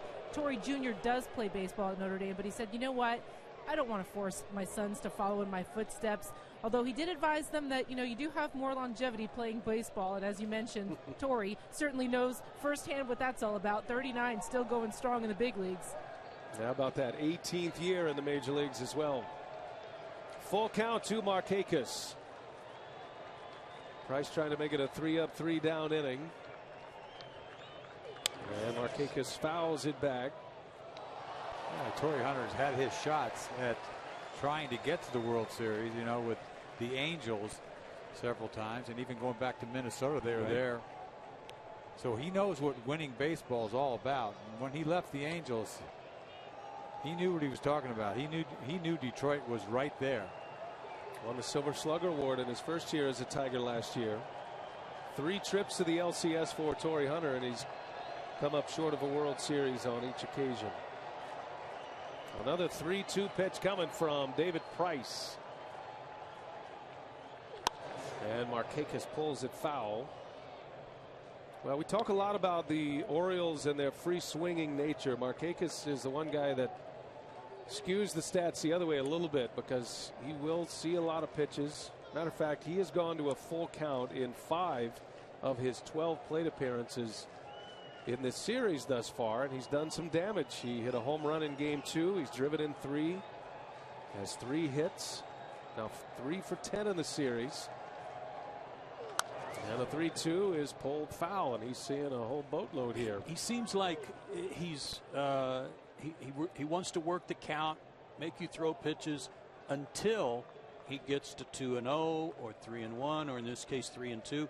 And then all of a sudden he's letting it go. He is trying to drive the ball and maybe hit it out of here.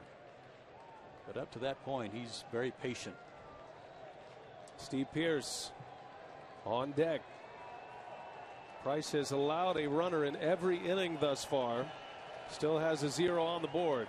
Another 3-2. The 9th pitch is in there. A called strike.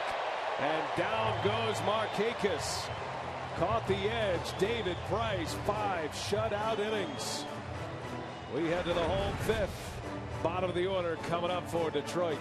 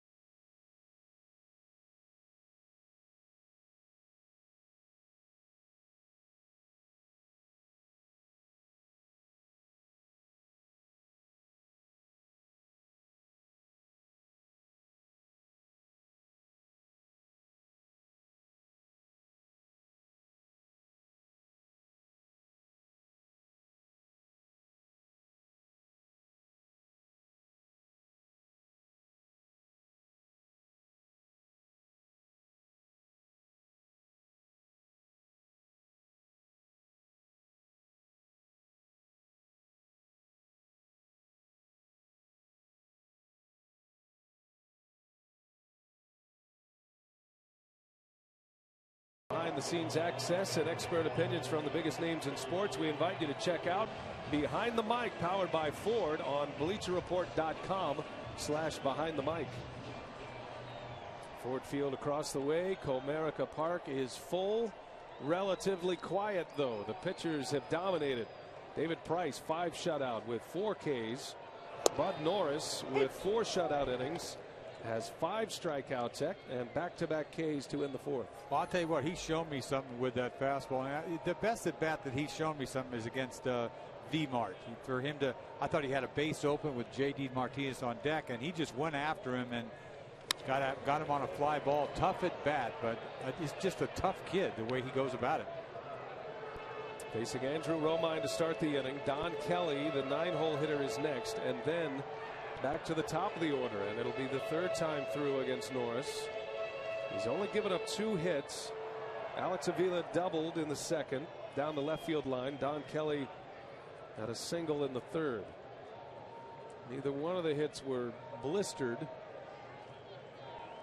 Norris was able to get out of a jam in the 3rd. On the ground, right to Schoop. And Romine is retired, 1 away for Bud Norris. Moments ago, we had a chat with Orioles manager Buck Showalter. Well, Buck, just talk to us a little bit about your lineup today, how it's constructed with Pierce hitting second, Delman Young in left. Do you like what you see so far? Well, I like the way Bud's pitching. You know, it's a given with Price out there that runs are going to be a premium from his standpoint. You just try to stay engaged in the game and see if you can make a run at it at some point. But, you know, everybody's engaged, and you've got to stay in warm up there. Yeah. Hey, Buck, what about Bud Norris? He's come a long ways, this kid. You saw him last year, kind of struggled a little bit, but this year he's turned it all the way around, especially, the last half of the season, and you made the right move bringing him in tonight. Well, I don't know. We'll see. You know, Bud's an athletic, engaged guy, very competitive, and he's one of those guys, if you want him to do something, tell him he can't do it. He's going to show you.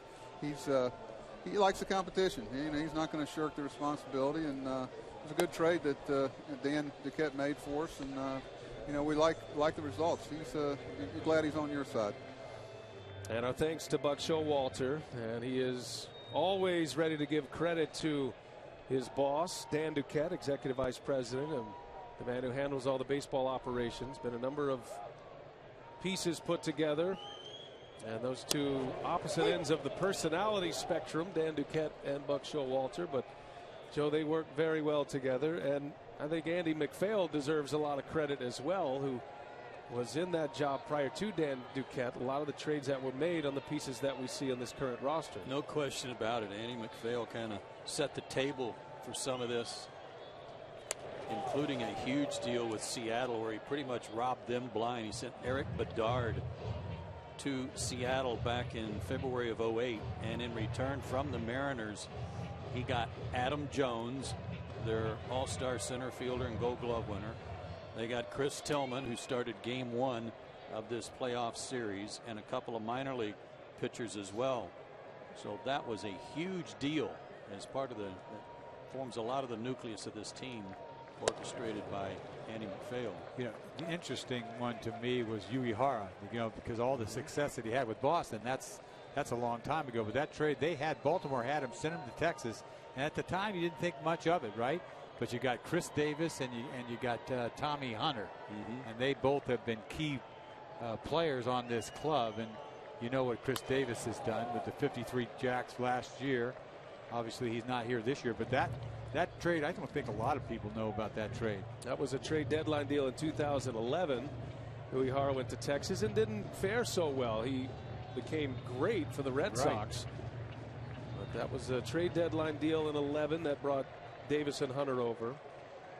J.J. Hardy was acquired via trade in that McPhail era as well. That was in 2011. In the offseason from the Twins. Don Kelly pulls one foul. Well, McPhail also hired Buck Showalter, who took over in 2010. That might have been the best move he made. You think about it at the time. They were going nowhere. They were bad when he got them. Next to his bench coach, John Russell, whose name has been rumored for the Minnesota Twins job. He is among the finalist after Ron Gardenhire was let go. As Don Kelly takes a ball down and away. It has been impressive the way the Orioles have managed around some losses, and major losses. I'm not sure how many organizations could withstand as they have. Losing Matt Wieters, losing Manny Machado, Chris Davis suspended. It's possible he could come back. Here's the 9th pitch, and Kelly, he goes, but the pitch gets away, and Kelly will reach first base. That's a strikeout and a wild pitch. That allows Kelly to reach. And a man on with 1 out. It's the 6th strikeout for Bud Norris. On a base runner. 3-2 pitch. He just missed with the 2-2 pitch, and he throws a slider down the dirt. He could not hold up, but it got away from Hundley, and there's no way he can get him. But you see 3-2 pitch slider down in the dirt, which is a big punch out pitch for him to even left-handed hitters. But that's a break for the Tigers to have a guy on first. Yeah, another backhanded attempt again by Hundley too. I don't know if he was set up way inside and didn't have time to get over there again. Let's take a look at that, because it's a wild pitch, yes, because it went in the dirt, but he's set up there. Yeah. You can't backhand that ball. No.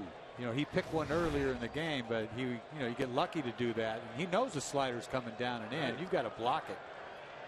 Could be a big play. Got a runner at first with 1 out. And a check on Kelly. Kelly stole the base in the 3rd inning.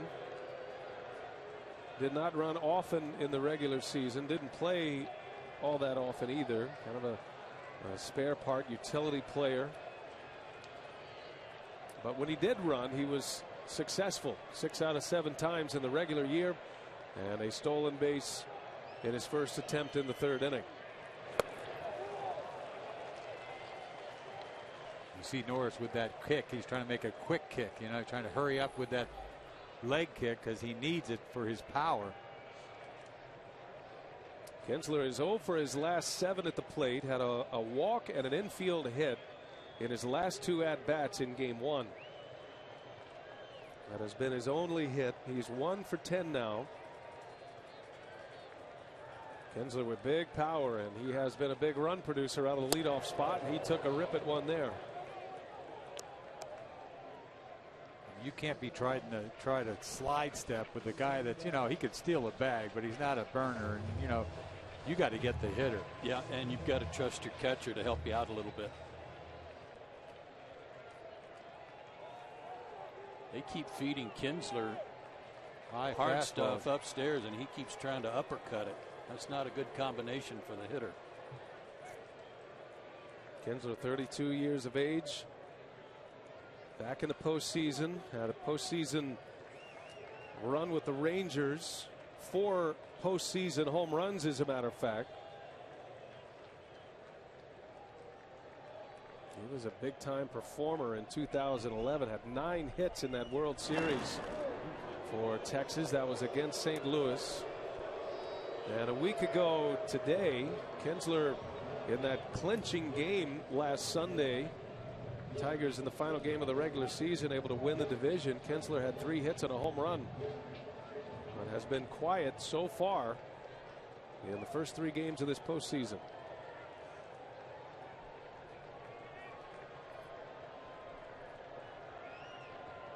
Kelly struck out, reaches on a wild pitch, and Kinsler a cut and a miss. Same spot. 93 with a fastball, and it's 1-2 now on the Tiger second baseman. That was a little better hitter's pitch. That one was down a little bit, and he slapped his bat after he swung and missed at that one, because I think that was one he liked. But again, you got to credit Norris. He is coming right after guys. Torrey Hunter on deck, and then Cabrera. 1 ball, 2 strikes. Norris delivers, and Kinsler takes a ball low. After that clinching game on Sunday, it was interesting. Kinsler was interviewed following the game as the player of the game, and while he respects the fact that this ballpark is packed just about every day and night, he had a quote in that game saying, "We need more sore throats in the crowd." They've been quiet today. They Kinsler really have. trying to give them something to cheer about. Kenzer pops it up. That is a mile high. Scope will make the call. And that is out number 2. We're talking about Chris Davis and his possibilities of coming back. Jamie has more on that. What's the status with the suspended slugger, Jamie?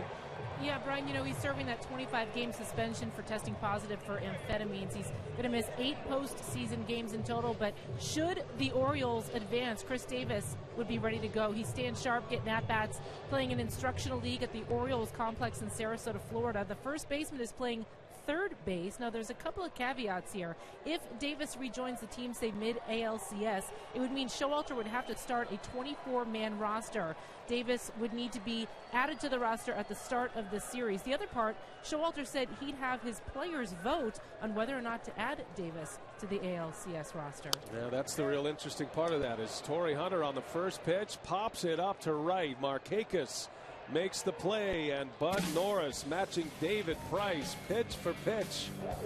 No score through 5. Game 3 ALDS.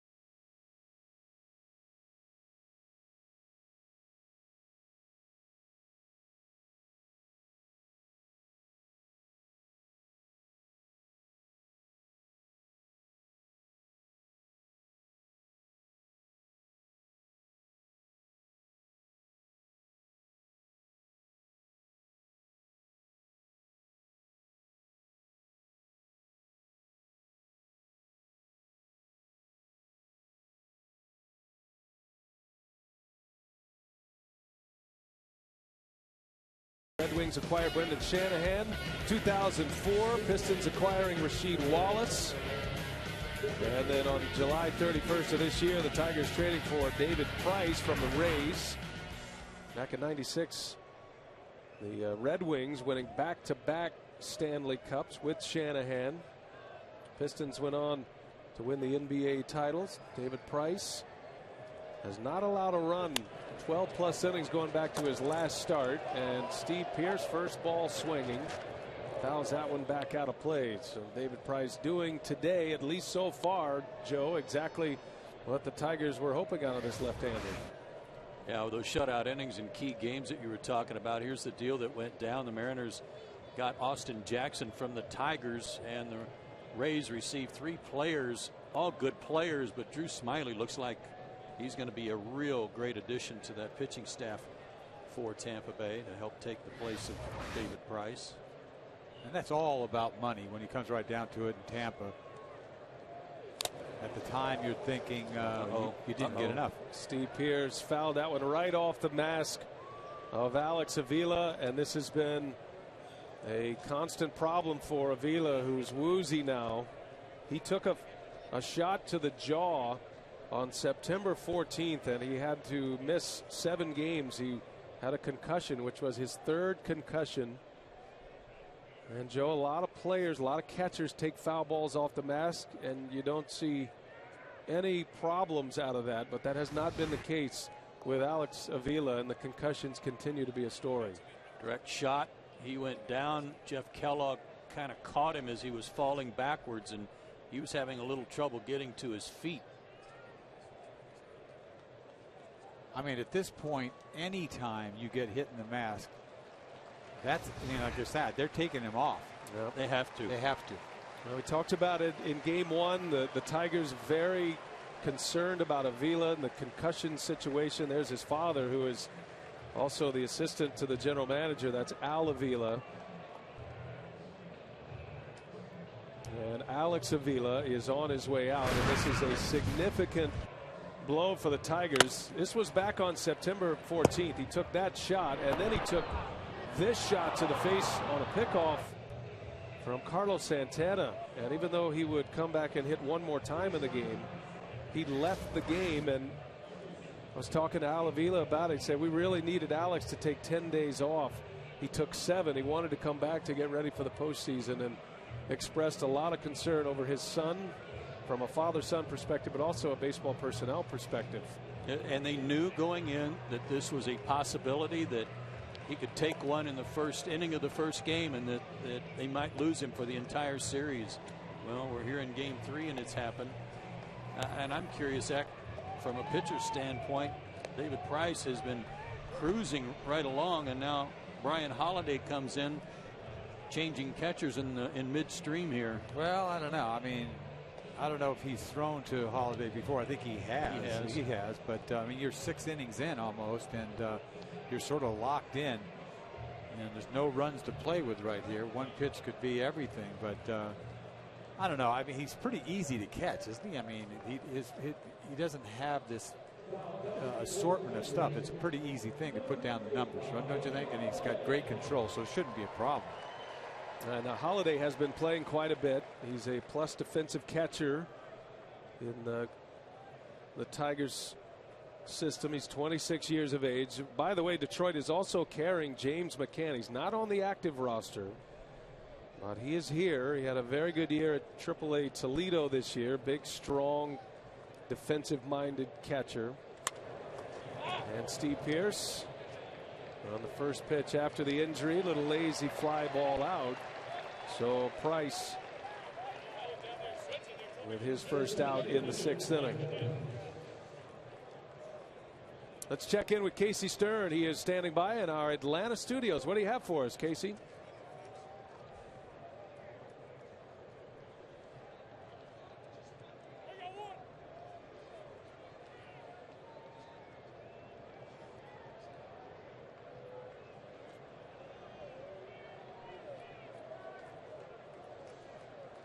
All right, thanks, Casey.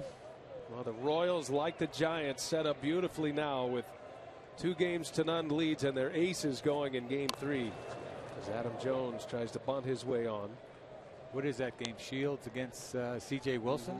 Yep, James Shields, who pitched the wild card game. The Giants are going to have Madison Bumgarner in game 3 of their series in San Francisco with a chance to close out the Nationals. Shields kind of lucky that he didn't get another chance. If you think about it, he was in the wild card game, wasn't he? And didn't pitch all that great, not poorly, but yeah, could have easily just went home.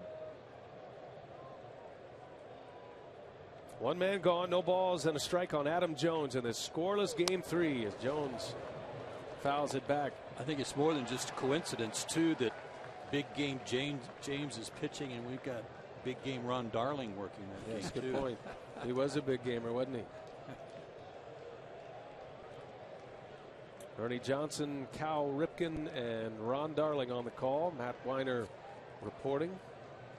Second of our doubleheader today. We'll get a report from the Tigers clubhouse as soon as it becomes available. Jamie is efforting that.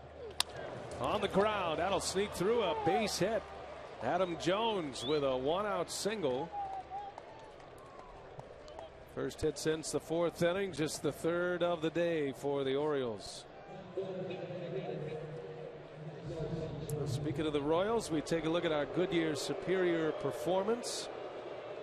Kansas City, the first team in the Major League Baseball history to win 3 straight extra inning games, the wild card, and then the first 2 games of the Angels series, and the last 2 coming on home runs. Mike Moustakas in game 1 in Anaheim, and then Eric Hosmer in game 2.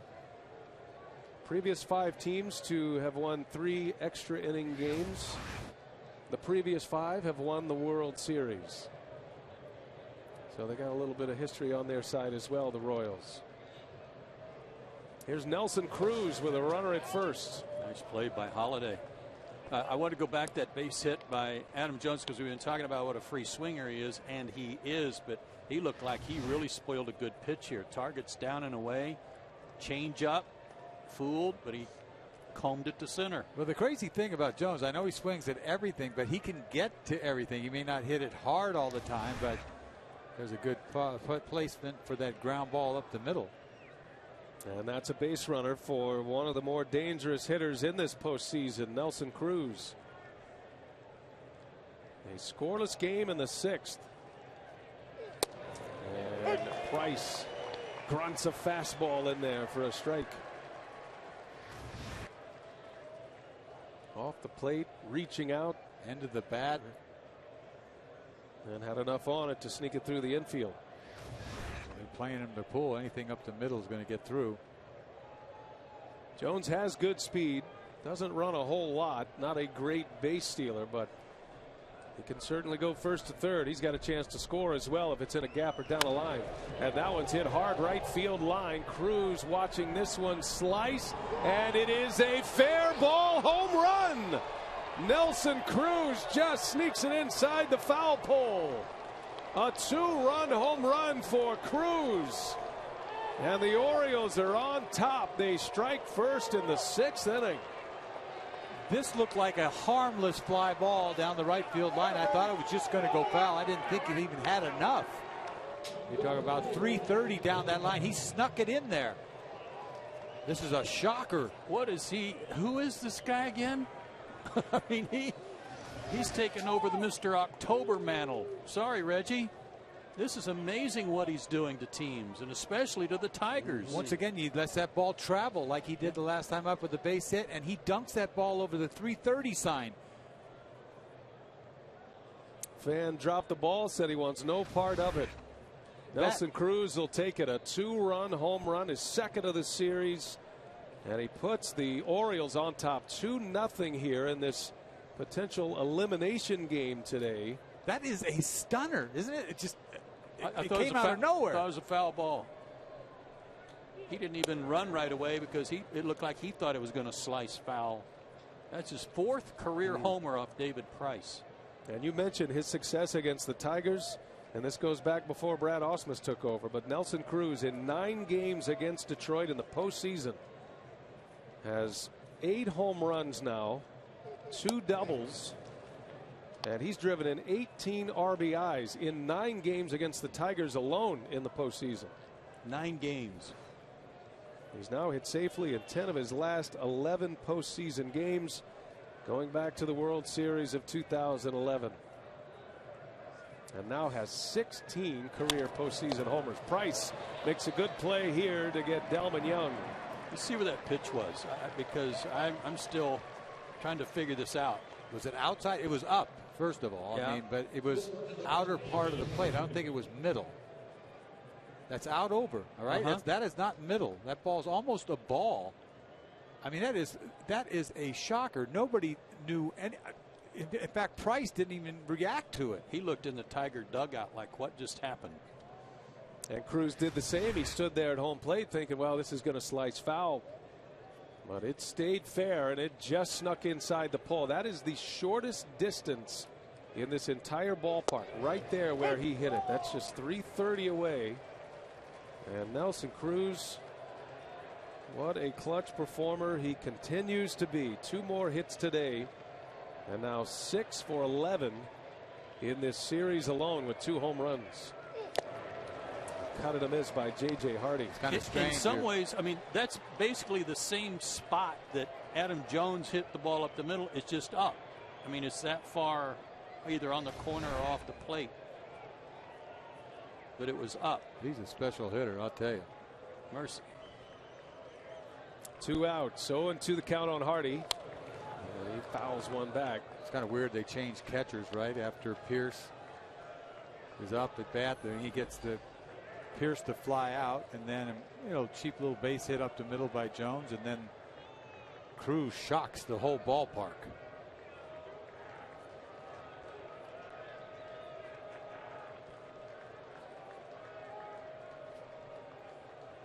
Another 0-2 coming from Price, and that one's in there, called strike 3. However, Nelson Cruz, he's the new Mr. October. I'm with you, Joe. A 2-run homer, 2-0 O's.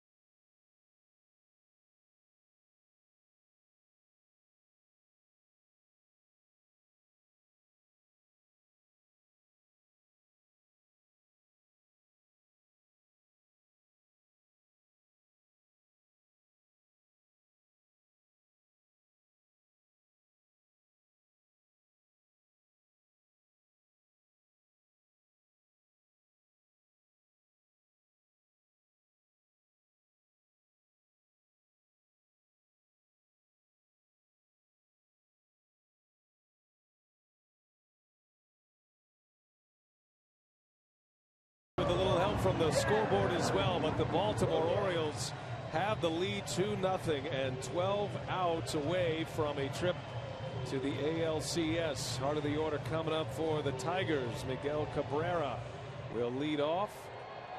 New left fielder David Lowe. He'll take over for Delman Young as the Orioles upgrade defensively in left.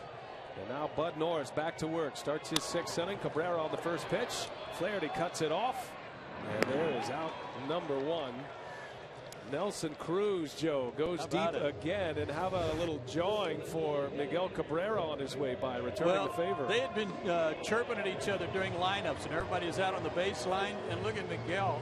He's still in kind of stunned silence, like the rest of us when that ball stayed fair. There's nothing to say. I mean, that was a shocker. And Cabrera retired quickly. So here is this outstanding Baltimore bullpen if you need it. Bud Norris doesn't look like he needs a bullpen just yet. He's been cruising along. The Orioles have the lead. They've got the momentum. The crowd has not been a factor today. Been very quiet from the start. And the one chance the Tigers had to get a rally going was the third, but it did come with 2 outs. Victor Martinez was at the plate. He flew out to center field with 2 on in the 3rd inning. Here he bats with nobody on and 1 away in the 6th. You got to think about that Oriole bullpen too. You talk about Andrew Miller, who is just dominant out there, can give you multiple innings. Obviously the closer Britton out there. I mean, you know that Buck, regardless how Norris goes about this thing, is going to try to piece this together. And how soon we'll find out. And he's only thrown 87 pitches, so there's Andrew Miller. Any sign of trouble, there'll be some guys moving around out there. Well, I would be moving around out there. It's cold. That'll be the real test for Buck Showalter, when and if he does pull the plug on Bud Norris. No reason to now. He's pitching in the windup. Has 1 gone. Martinez takes a ball down and away. Shift is on for Victor Martinez, who is 0 for 2. A strikeout and a fly ball out to center. That was a long at bat Martinez had in the 3rd. And Norris finally retired him with 2 men on base, 2nd and 3rd at the time. I'm surprised this crowd's not loud just to look for a walk, a hit, or something. Let's go. And this is one of the most quietest crowds I have heard. On the ground, right to Pierce. Big hop for him. And Norris gets Cabrera and Victor Martinez. First 2 gone. Game 3, Detroit. First trip here to the Motor City. The Orioles lead 2 games to none in this 2014 American League Division Series on TBS, presented by T-Mobile.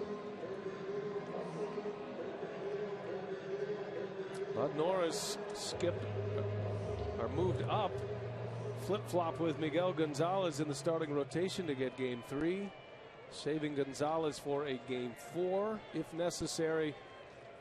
And you heard Buck Showalter mention earlier in our broadcast, this guy's tough as nails. You tell him he can't, he will. And I think Buck put him in an underdog position, which is a pretty comfortable position to be in if you're Bud Norris matching up against David Price today. Well, his control has been, you saw him throw a ball, he'll launch a ball here and there. He's had some 3-ball counts, but he's come back on. For the most part, it's been 95-mile-an-hour fastballs, a lot of them. J.D. Martinez takes the ball down and away. Norris has 6 strikeouts thus far. Once again, he gets behind in the count. He'll go take a little walk around the mound. He did it at 3-1 against Martinez. He's done it before, 2-0. A couple other hitters did it again.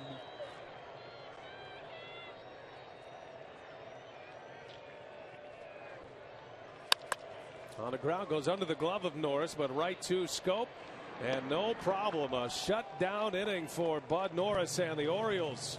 And it goes right through the heart of the order. 1, 2, 3. 3 weakly hit ground balls.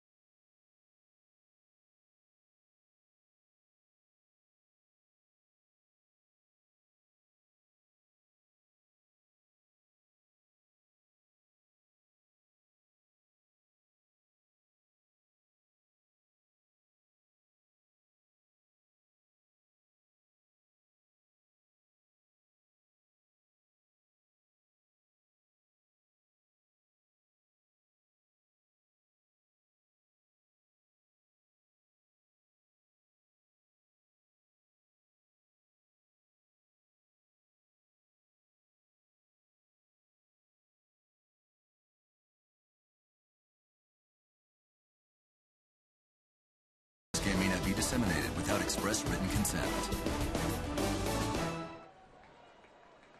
Now this season for the Detroit Tigers is on the brink as we head to the 7th inning. Baltimore has a 2-0 lead on a Nelson Cruz opposite field home run last inning.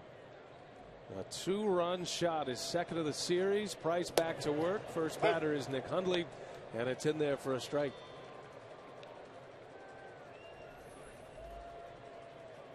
Hundley 0 for 6 thus far in the postseason. He started game 1.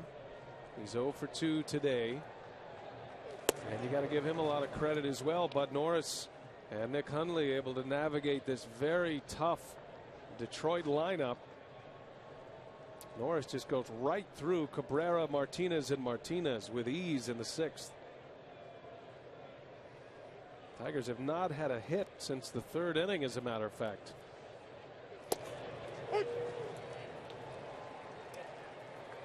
Well, of all the things David Price had on his plate today and the burden of pitching in an elimination game, I'm sure he felt like run support wasn't going to be one of them, the way the Tigers swing the bat.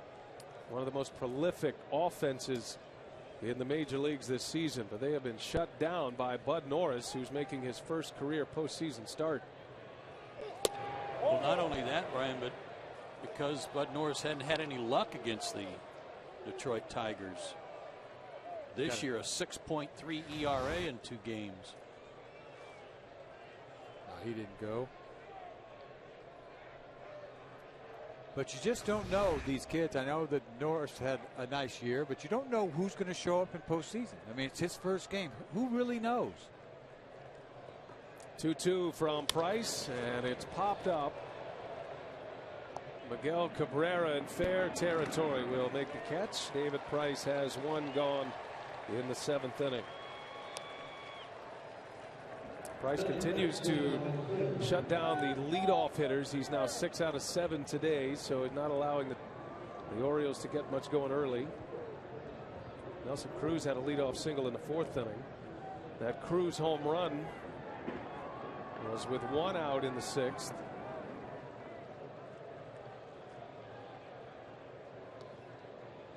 Now the Tigers arrived back here to Comerica a little shell-shocked after dropping the first 2 games of this ALDS. There's a line drive base hit just out of the reach of Romine. And Ryan Flaherty comes up with a single, his first hit of the game, his 2nd of the postseason, and a base runner with 1 out against Price. And again, the bottom of their order doing something to set up the top. This time it's Flaherty against his old college teammate. First hit for either Flaherty or Scope today, but they are up and down the lineup. The Orioles are really swinging the bat well. A lot of talk about Chris Davis coming back. Jamie reported he's been playing third base in Instructional League if the Orioles do advance. Flaherty's had a great series so far. He's played very well defensively, has a couple of hits. He drove in a run. Jonathan Scope, and a big cut and a miss. This kid's kind of scary, isn't he? Yes.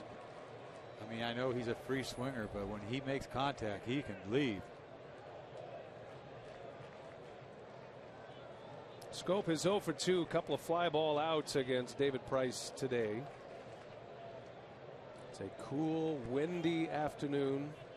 It's a day for the pitcher.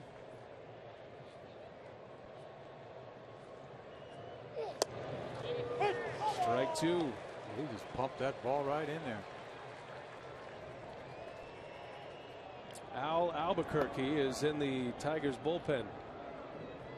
Has not appeared yet in this series. Davis Price hasn't had a lot of luck as a starter in postseason. As a starter, 0-4.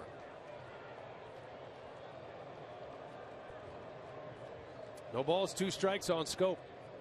Flaherty is the runner at first.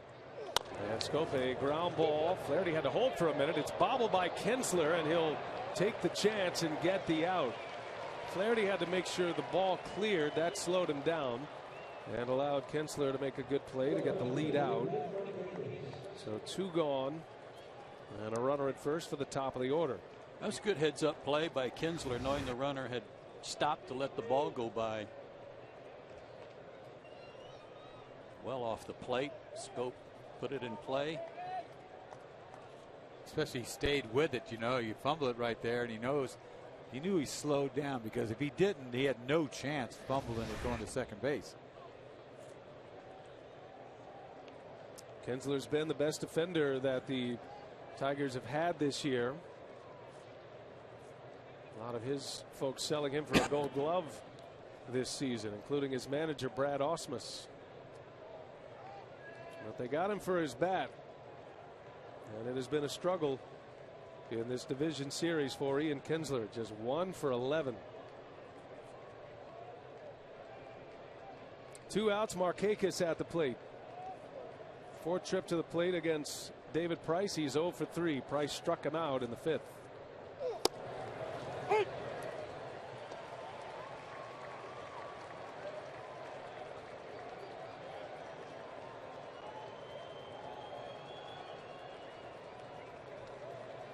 Joe Nathan has not pitched in this postseason, has not pitched in a week. Hoping today is his chance to get on the mound to try to save one for Detroit. Right now his club is down 2-0. There goes Scope, and Markakis lets it go by. It's a strike, and the tag is late. The throw is there, but Scope just got a hand in, and a stolen base for Jonathan Scope. He looked like he just guessed right there and took off, because it doesn't take very long for Price to get it to home plate with no leg kick, and he was gone. Only stole 2 bases in the regular season and just beat that throw. That slide slowed him down, didn't it? He gets almost stuck there. Quick tag by Romine. Good throw by Holiday. Did all he could. Just barely. Finger in there. It's like a cargo ship going through the swamp, though. It just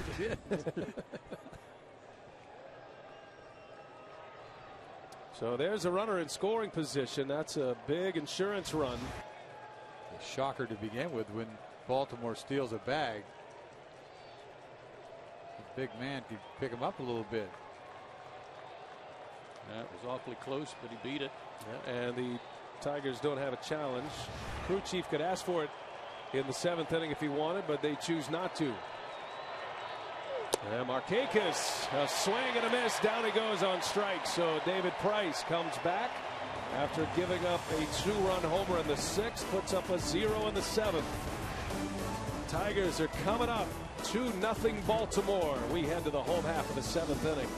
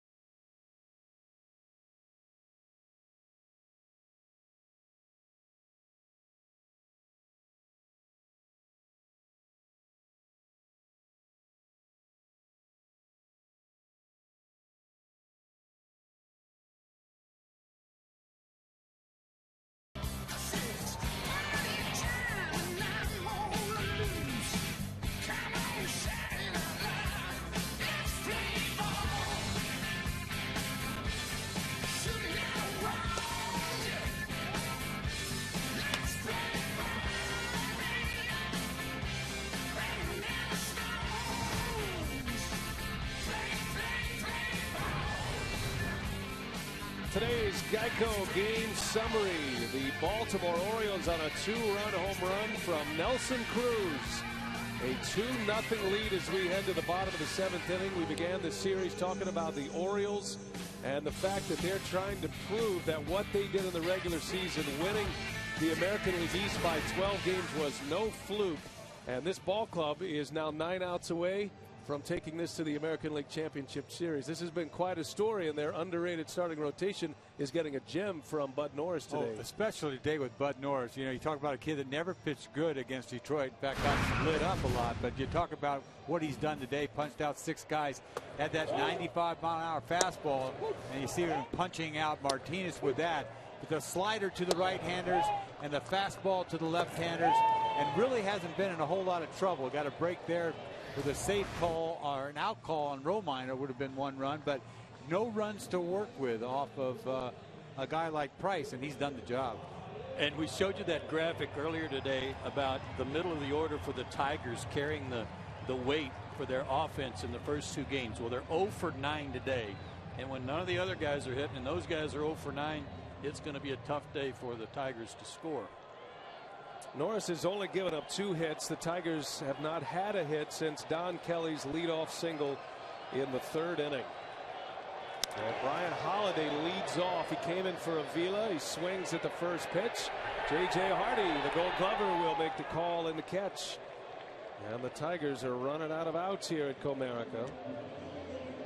Still awaiting a report on Avila from the Tigers clubhouse. Jamie is efforting that. As soon as we get that, we'll pass it along. Just assuming concussion symptoms again for Avila, who had to leave this game just prior to the 2-run homer by Nelson Cruz in the 6th.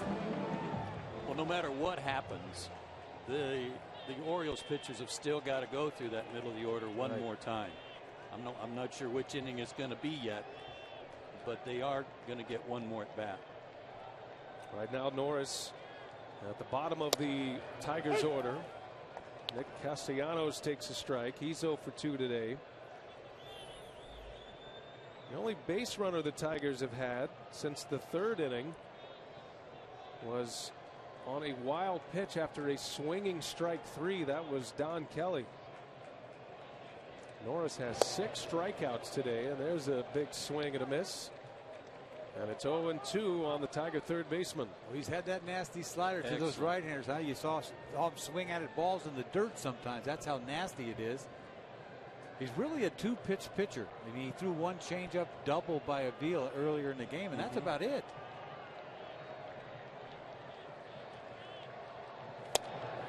I love what Buck Showalter said about him in our meeting before the game. He goes, you know, he can get real pretty when he's on his game. And he's right. Fastball, slider. He's beautiful. Just enough change-ups to make you think about it. That has been a big pitch for him, something he never had with the Houston Astros in 5+ years there. Coming off a career year. And he is in the driver's seat today against the Tigers. But don't sleep on the Tiger offense, though. As much firepower as we've seen from the Orioles, the Tigers are much the same. It's been one of the best hitting teams in baseball the last few years, and that did not change this season. You got Andrew Miller just hovering out there. He's ready in the Baltimore bullpen. 2-2 pitch. And he hung one, missed upstairs. That's a great note there. 10 of 11 with 2 strikes. He's retired. Norris has been able to finish off at bats. It's a big pitch for Norris right here. Crowd is trying. I'm not sure their heart's all in yet. They want to see some action first. Castellanos fouls it back.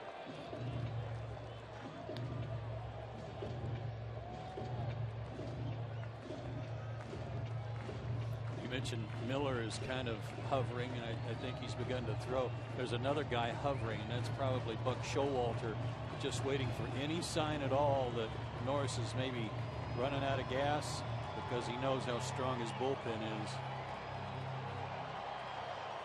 Andrew Miller was loosening last inning. He's ready to go. Pitch number 100. And that misses inside, not by much, and that is going to be a walk. That is the first walk since the first inning for Bud Norris. And Buck Showalter is on his way out as the tying run will come up. Showalter will take the trip to the mound. What a game. What a great job. He did his job, this kid. First postseason game, beautiful thing. Well, Norris will give up the ball in a shutout. And Buck Showalter is going to turn it over to his very talented bullpen to try to get him the rest of the way. We'll set up Andrew Miller after a break.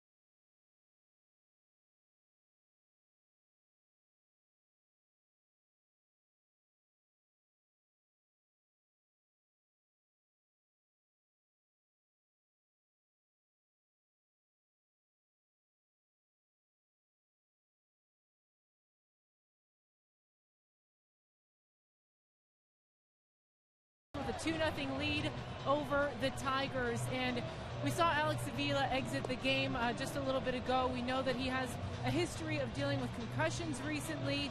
We're still waiting on official word from the Tigers staff. We know that Alex is back in the clubhouse, so we'll keep you posted on that, guys. No real update at this point. All right, thank you. This was the foul ball that Avila took, and he was woozy, wobbled, came out of the game.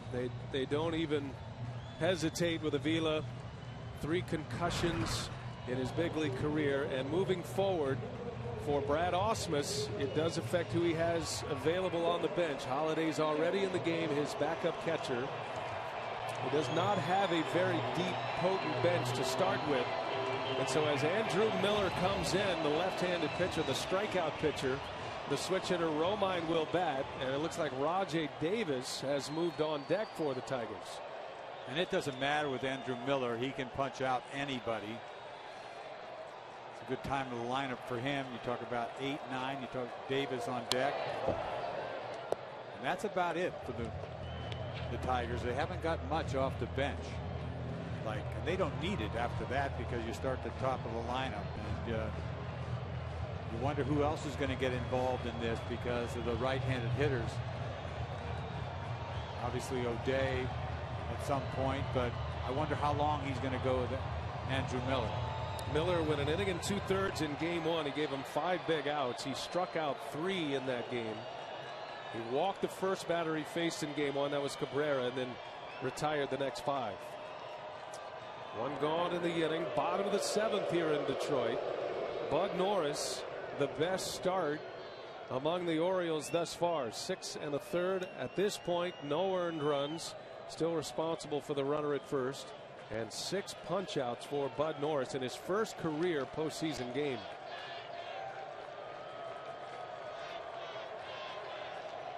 Andrew Romine, switch hitting shortstop.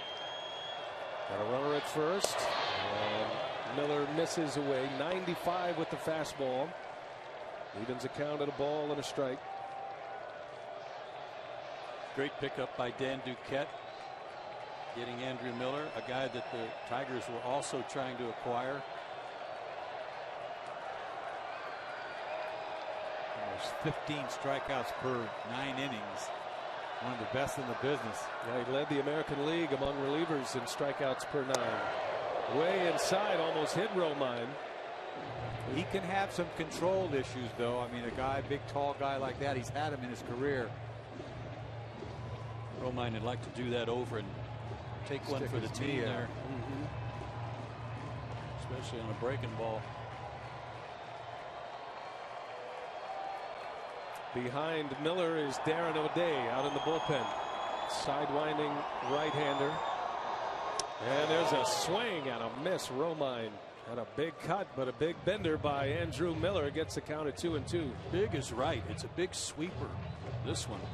You know, you're looking fastball. You got to protect that 95, and then he throws that little sweeping thing and make you look bad. And he loves it too. I mean,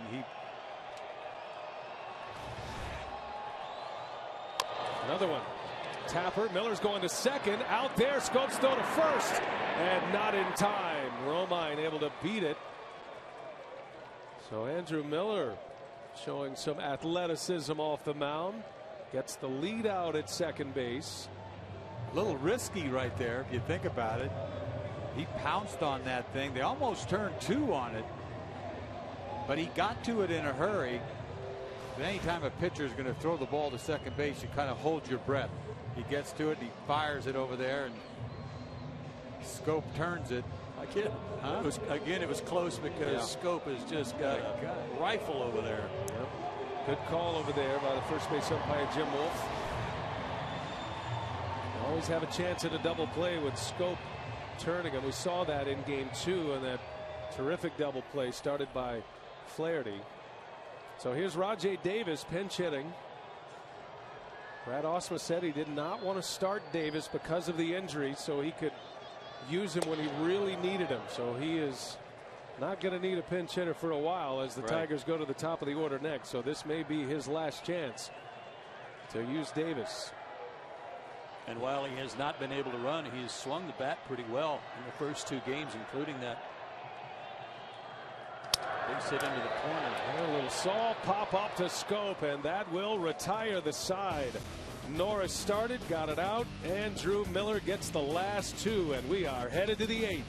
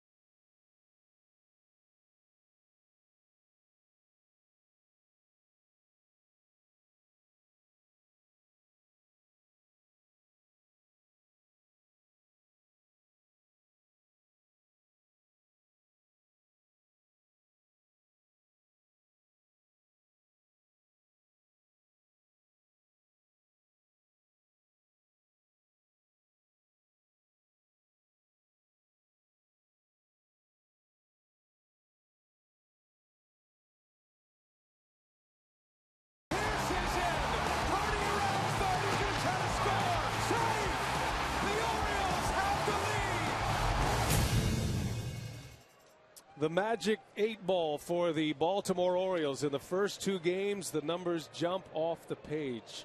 20 batters. They have 9 hits, and they've scored 12 runs in the 8th inning. In the 8th inning in Game 1, it was add-on runs that blew the game away. And, of course, in the 8th inning in Game 2, Joe, it was that thrilling comeback and that 3 RBI double by Delman Young. And here they are in the 8th with a 2-run lead against David Price. That inning was an odd one. It started with a hit batsman, but this guy I thought had the key at bat, and that is, you see Carrera checked in for center field for Kelly after the pinch hit. But when Pierce looked bad on a slider and then took one to right field, I thought it was the key hit of the inning.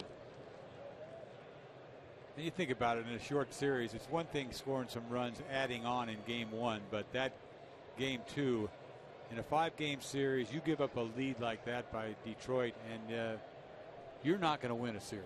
I mean, you shouldn't. You can't get away with it.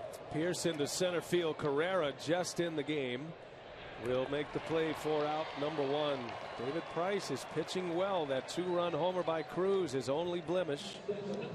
He has an out here in the 8th. Don't forget, the National League postseason continues tomorrow. It's the Nationals and the Giants on MLB Network tomorrow. That'll either be at 3 o'clock or 5 o'clock Eastern. And then later on Fox Sports 1, Dodgers Cardinals, 9 p.m. or 9:30 Eastern. And the times depend on the Angels Royals Game 4 if necessary. 3 of the 4 division series are at 2-0 advantages. Giants over the Nationals. You got the Royals 2-0 over the Angels. And the Orioles here 2 up on the Detroit Tigers. There's Adam Jones. Price misses down and away. You start looking ahead at the Tigers lineup and what's coming up for them. They'll have the top of the order next. As we get to the 8th, it'll be Ian Kinsler, Torrey Hunter, Miguel Cabrera, if anybody gets on, Victor Martinez. And what figures to be the showdown inning. And you know the Tigers would love to flip the script for the 8th inning against the Orioles. Be curious to see who Showalter puts on the mound for that 8th inning. Does he start it with Miller? Does he go with O'Day with a string of right-handers coming up? Might depend on who has the better matchups against Kinsler and Torrey Hunter, because they are going to be instrumental in any potential comeback. But you think about it, it would be a no-brainer. You'd go with O'Day, but that's how good Andrew Miller is, even to think about, not going to him. Now, O'Day was up last inning while Miller was in the game. He has stopped throwing for now. And the way Andrew Miller is sitting over there in the dugout, he is in a position and a posture that tells you he's going back out, at least to start the inning.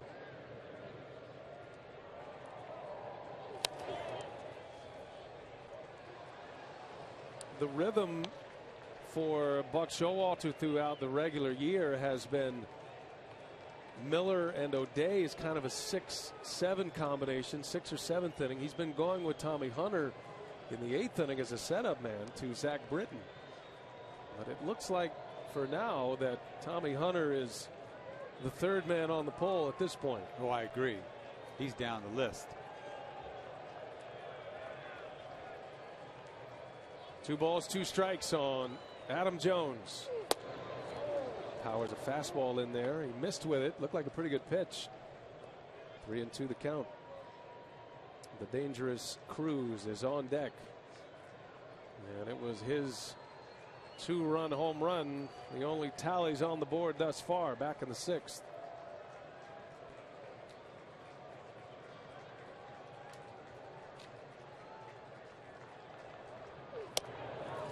And he missed. So Price off the plate. Adam Jones draws a rare walk. And he is aboard for Nelson Cruz. He was on when Cruz batted in the 6th. Then off the plate, up in the zone, and hammers one down the line. Just snuck it inside the foul pole. I'm going to disagree.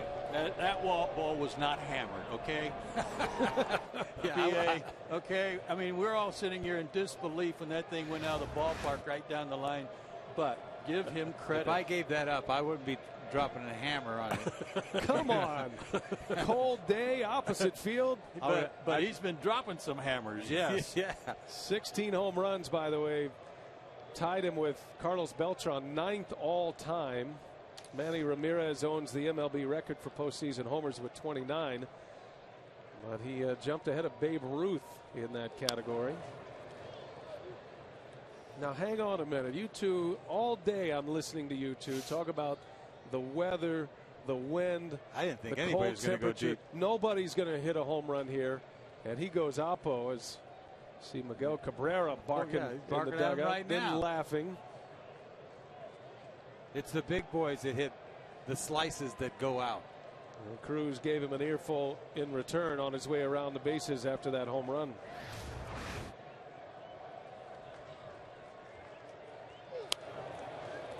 Hammers that ball foul. Yes, he did. And out of play, huh? Come on, Joe. Yeah. I was thinking more of kind of like a pop bottle rocket, you know, that kind of just kind of. You can't hit a ball over the fence on a day like this in right field without hitting it on the barrel. Oh, right? and into the wind. Into the wind. Okay. Jeez. No. The thing about this guy is I don't know where David Price can go now. Right inside like he did that pitch before. Got a runner at first. No balls, 2 strikes on Cruz. And time was asked for and granted. I believe that was Cruz asking for timeout. Umpire doesn't have to grant him the timeout there. Jeff Kellogg felt it was early enough.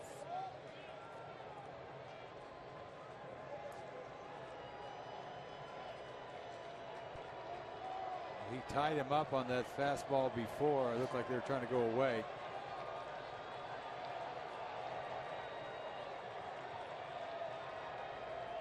Oh, 2 pitch. This is low.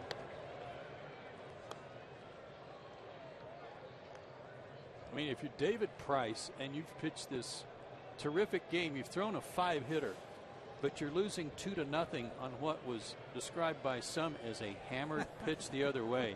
Ball's hammered the other way. I'd be trying to bite my lip on. You got to be kidding me! I'm losing this game.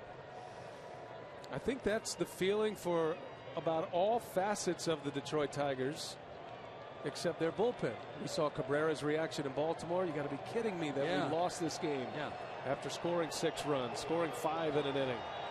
That's been the general sentiment. And you got to give credit to the Oriole pitching for keeping the Tigers down. Doesn't happen very often.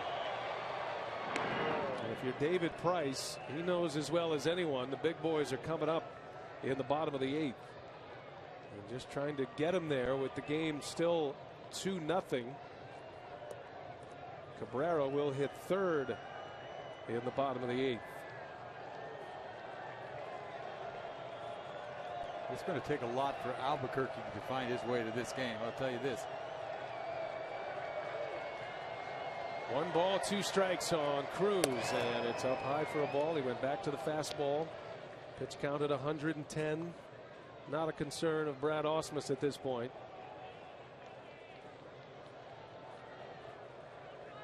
And he may have lost a little bit on his fastball.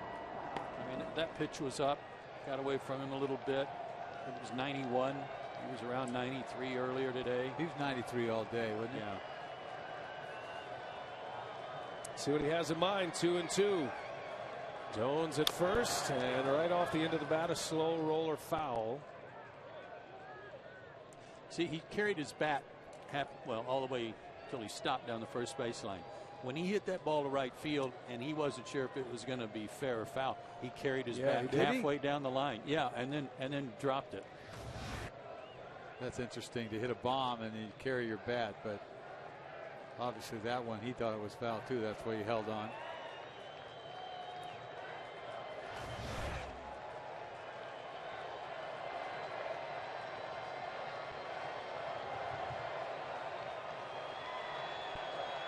Crowd trying to help out there. Big lefty. Orioles have already beaten Scherzer in the series. They chased Verlander early in game 2, although Verlander led with the lead. He went just 5+. And the O's have David Price on the ropes here in the 8th. And now Holiday out to have a word with Price. I don't know if it had anything to do with it or not, but it was curious when Avila left the game after the foul ball in the mask. Price did retire the first hitter, but then gave up a single to Jones and then the home run to Cruz. Holiday's caught Price in the past. He's actually come in for him after an injury to Alex Avila in the past. 2-2 again on the ground. Got a chance to turn it here. And the Tigers go 6-4. Oh, can't get the 3. It's out of the glove of Cabrera, and a bad throw from Kinsler will keep the inning alive. So a routine, you got to turn double that play ball. This ball has got to be a double play ball. Hit it sharply to short. Just a routine double play ball. I don't know what went wrong. I mean, Kinsler probably just tried to hurry this thing. Just a bad throw, and Miggy can't get it. Pulls Miggy off the bag, and he just gets out of his glove. Good feed and everything too from Romine. It's a little bit of a sidearm action and pulled it. Well, the normally sure-handed Ian Kinsler allowing this inning to continue. And in the spot that was originally occupied by Delman Young is now David Lowe. Came in defensively after Cruz's home run in the 6th. And he got him. Cruz is picked off first base. David Price ends the inning on his own. We might have a challenge. Hold the band for just a moment. Might take a look at this one. Buck Showalter is out. Cruz was looking into the dugout as if to say he thought he could have got back in, and Buck gives his replay officials a time to look at it and says, nope, you're out. He was barely off the bag, and he's got picked off. So no challenge. Inning over. Tigers have the big boys coming up, including Cabrera. He'll hit third. Their season on the line. 2-0 O's.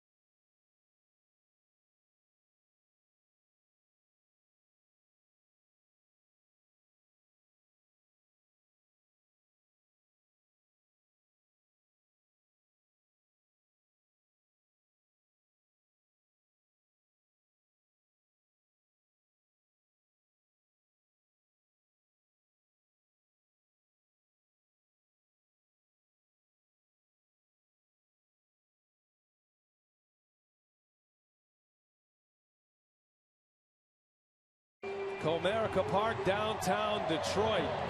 And these Tiger fans hoping to rally up their Tigers.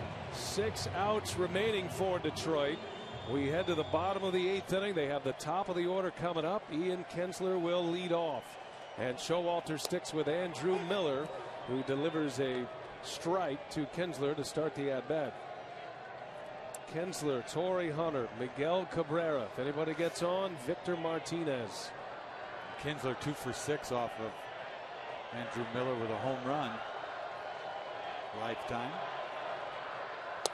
And if you're Brad Ausmus, you just desperately want somebody to get on in front of Miguel Cabrera. You know who. This is as loud as Comerica Park has been tonight. And Kinsler takes a strike, so Miller spins one in to get ahead of the count. A ball and 2 strikes now to the Tiger leadoff hitter. Already in this postseason, guys, we've seen some rather dubious moves by managers that have backfired. This is, I mean, you talk about who do you bring in to pitch to whom in this inning on Buck Showalter. There's some big time decisions here in a close ball game. It says everything about how the confidence he has in Miller. Well, he took the ball from his starter Bud Norris with a shutout. Norris went 6 shutout. And then came on the 7th, gave up a base runner. That ball is fair. Flaherty makes the play and a perfect throw for the out. That was a close call down the third base line. But Flaherty guarding that line makes a terrific play to get Kinsler for out number 1. Kinsler gets a fastball down and in. He yanks this ball. I thought it was going to be a foul ball off the bat. He kind of did a little bit too. He didn't get out of the box. This is a nice play by Flaherty. Backhands it. He's got enough in his gun there to go all the way across the diamond. An easy out. Boy, he's played well at third. Good call over there by Dan Bellino, third base umpire. 1 gone. Here is Torrey Hunter, takes a ball down and in.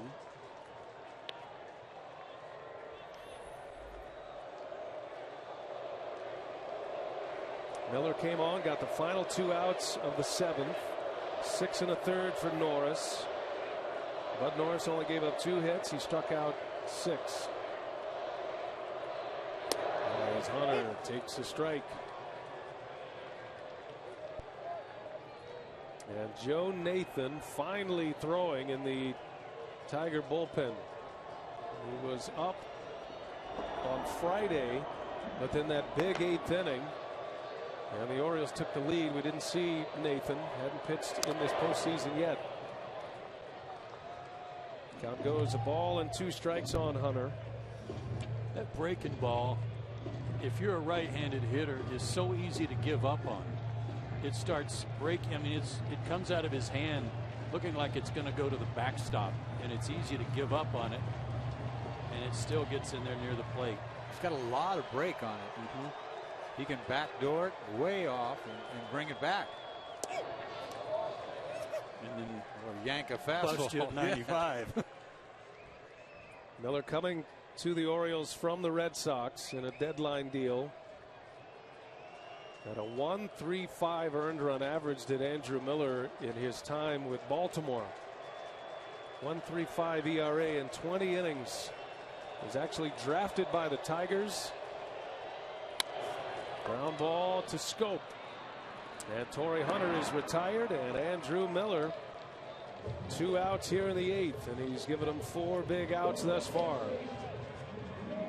American Dad can do whatever they want on TBS.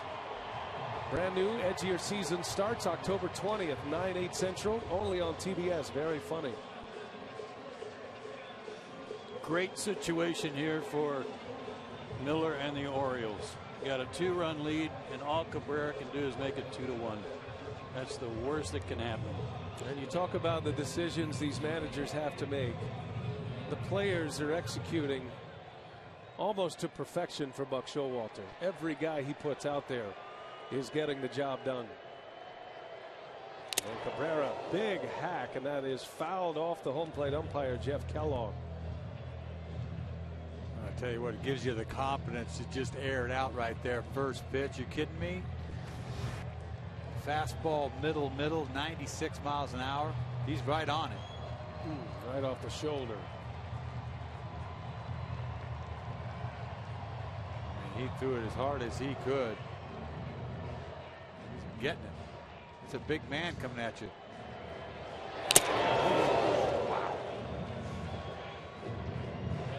Andrew Miller was telling us that he was so disappointed, almost broken-hearted when the Tigers traded him to the Marlins for Miguel Cabrera, among others.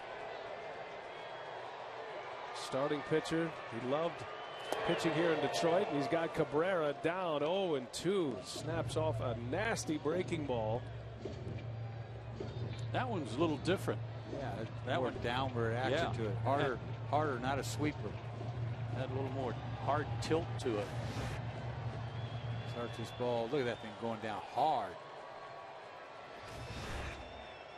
No balls, 2 strikes. And Cabrera fouls it away.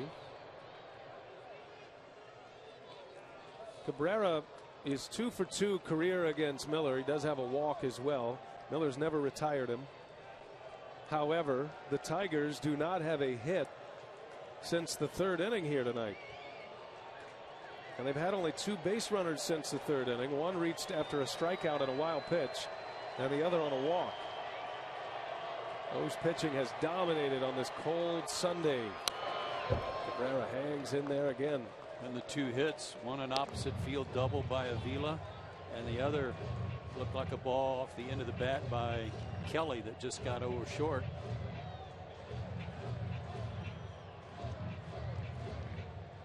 Optimism is waning here in Detroit.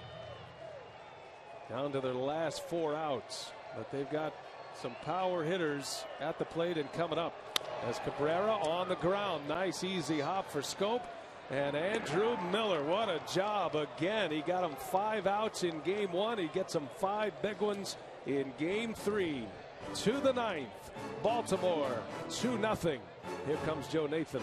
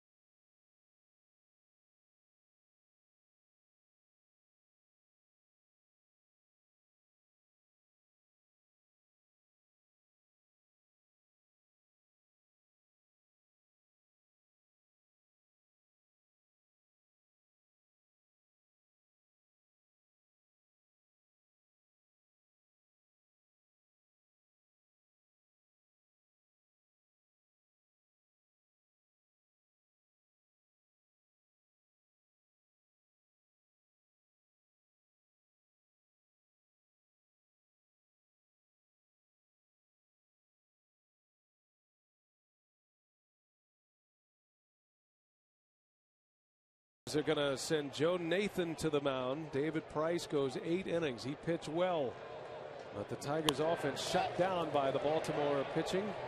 David Lowe leads off. First pitch, a foul out, and Nathan gets his first postseason action underway here in the ninth, just trying to keep the O's at 2. It's been a while since he last pitched, Eck, and a closer who sits that long can sometimes be a challenge for a manager. And Brad Osma said he's getting in the game today regardless, and here he is. You know, it's too bad when we talked about a game that they had, and you know, a 3-run lead going into the 8th, and in the playoffs time, you'd think that a closer would go 2 innings. It's unheard of.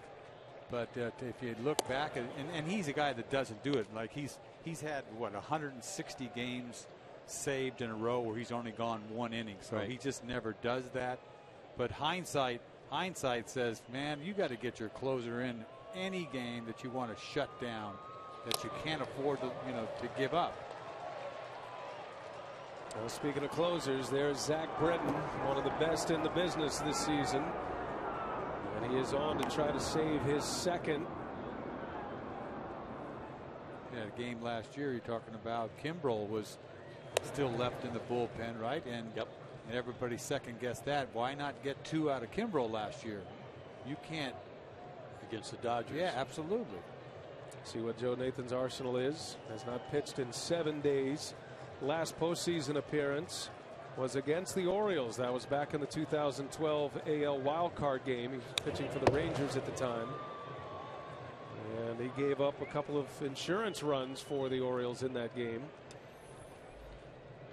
Baltimore entered in as the wild card in 2012, won the wild card game, and then eventually lost out to the New York Yankees in the American League Division Series. Won the division this year for the first time since '97, and they are 3 defensive outs away from their first trip to the American League Championship Series since that '97 season. 2-2 to Hardy. In the air, left center, pretty well hit. Ezekiel Carrera will corral it for out number 2. Gives us a chance to check in Atlanta with Casey Stern. What do you have, Case?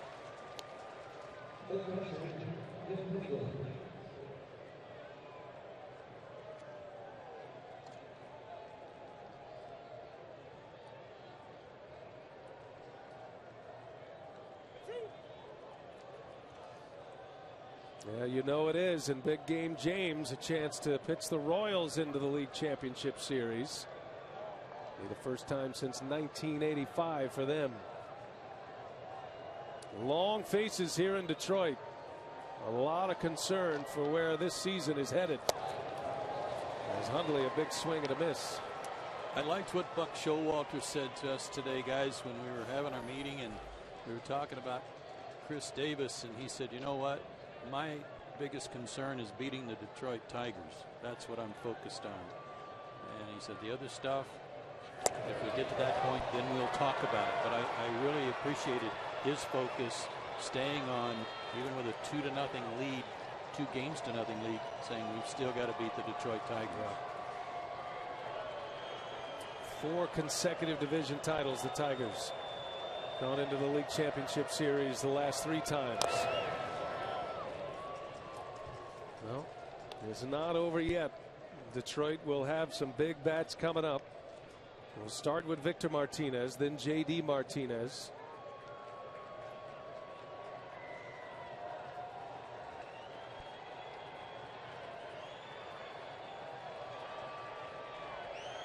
They started for Detroit sports fans with a Lions loss on a late field goal by the Bills just across the street. Nathan, a 1-2-3 inning, picks up a strikeout. The stage is set. Season on the line. The O's can advance. They're 3 outs away. They've got Britton on the mound. Martinez, and Holiday coming up.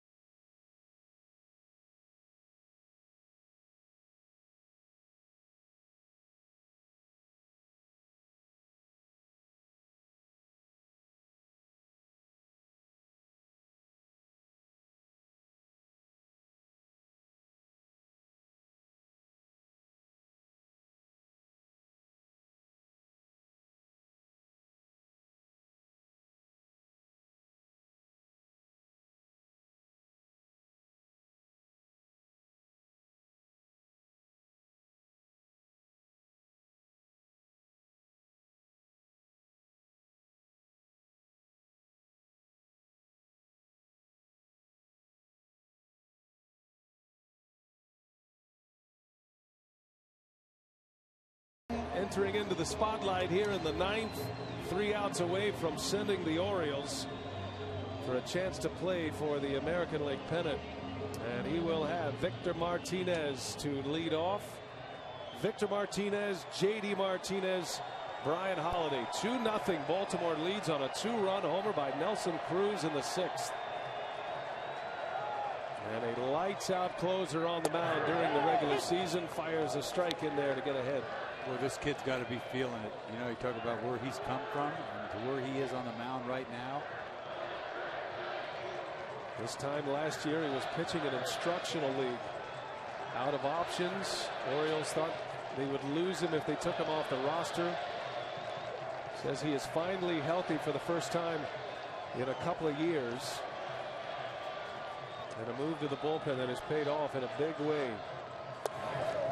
Britton took over that closer's role on May 15th and has 37 saves from that time. That's tied for the most in that stretch.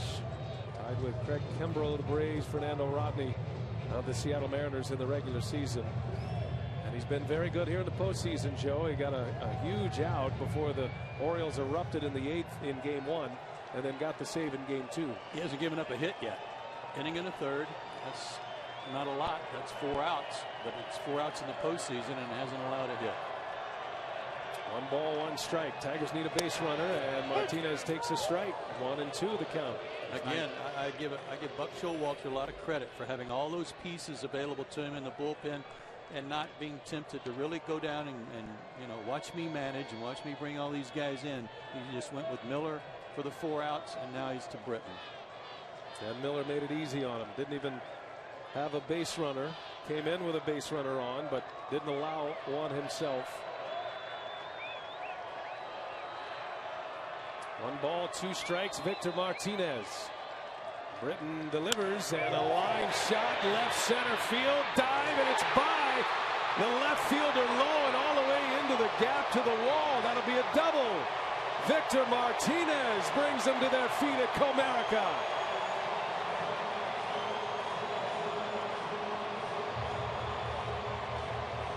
Well, they're going to get the tying run to the plate. That's what they wanted. You see the attempt by Lowe in left field. I think this is a good attempt. I mean, it doesn't matter. He's trying to catch this ball. He makes a nice attempt at it. That ball was scalded. That was a bullet in the gap. And you see, he lays out for it and just misses this. It's been a great play if he caught it, but you got to attempt it. Yeah, they've got such a great defensive outfield. This is just another one of them. And right off the edge of his glove, he knows Jones is going to be there to back him up, and a slow runner, double at best. Great swing. Right on the barrel. Victor Martinez comes up with the first hit from that group of the 3, 4, 5 hitters in this game. They are now 1 for 11. Tying run at the plate. Here's J.D. Martinez now. And it's in there for a strike. Little half swing. J.D. Martinez has been clutch late in games this year. In the 9th inning alone this season, 8 of his 23 home runs have come. So 21 RBIs in that stretch as well. And a lot of those home runs are coming off closers in tight games.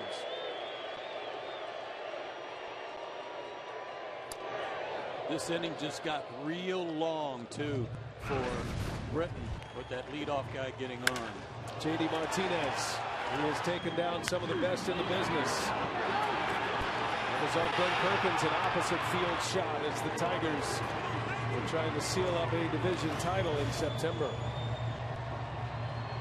Got as much power as anyone, and he's homered in the first 2 games of this series. He's got him 0-2 right here. I mean, got to bury something down. Tying run at the plate. Britton deals, and a high fly ball deep right center field. That ball's way back, and it is off the base of the wall. Coming in to score, Victor Martinez. J.D. Martinez brings the Tigers within a run.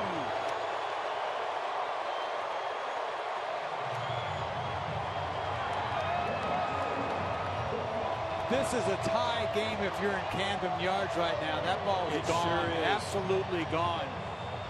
Britton is lucky. The Orioles are lucky that ball is in that part of the ballpark because the park keeps this ball in the yard. Ball down and in. Look at him stay. His hands behind this and has enough power to hit it that far. Into that recessed area out in deep right center. What a great job of hitting on that pitch that was coming in on him. Victor and JD back-to-back doubles.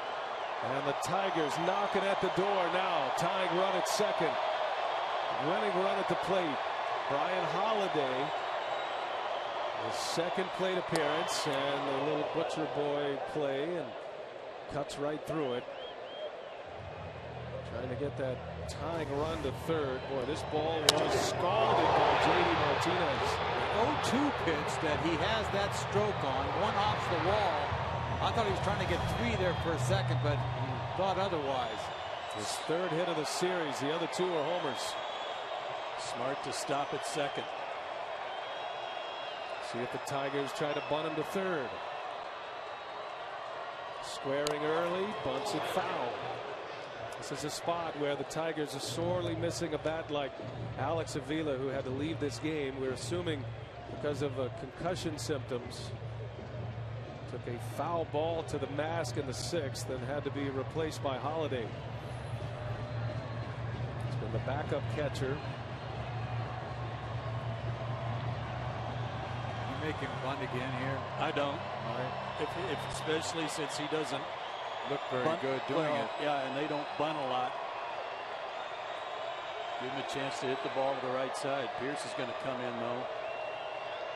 No balls, 2 strikes. Not bunting, and he takes down and in, and a good play back there by Nick Hundley to keep Martinez at second. Well, here's where Martinez has got to get himself a decent lead. They're not bird dogging him out there. He's got plenty of room to maneuver if he wants to get an extra step, because he's not the swiftest of runners either. Very average speed wise. Holiday's never faced Britton.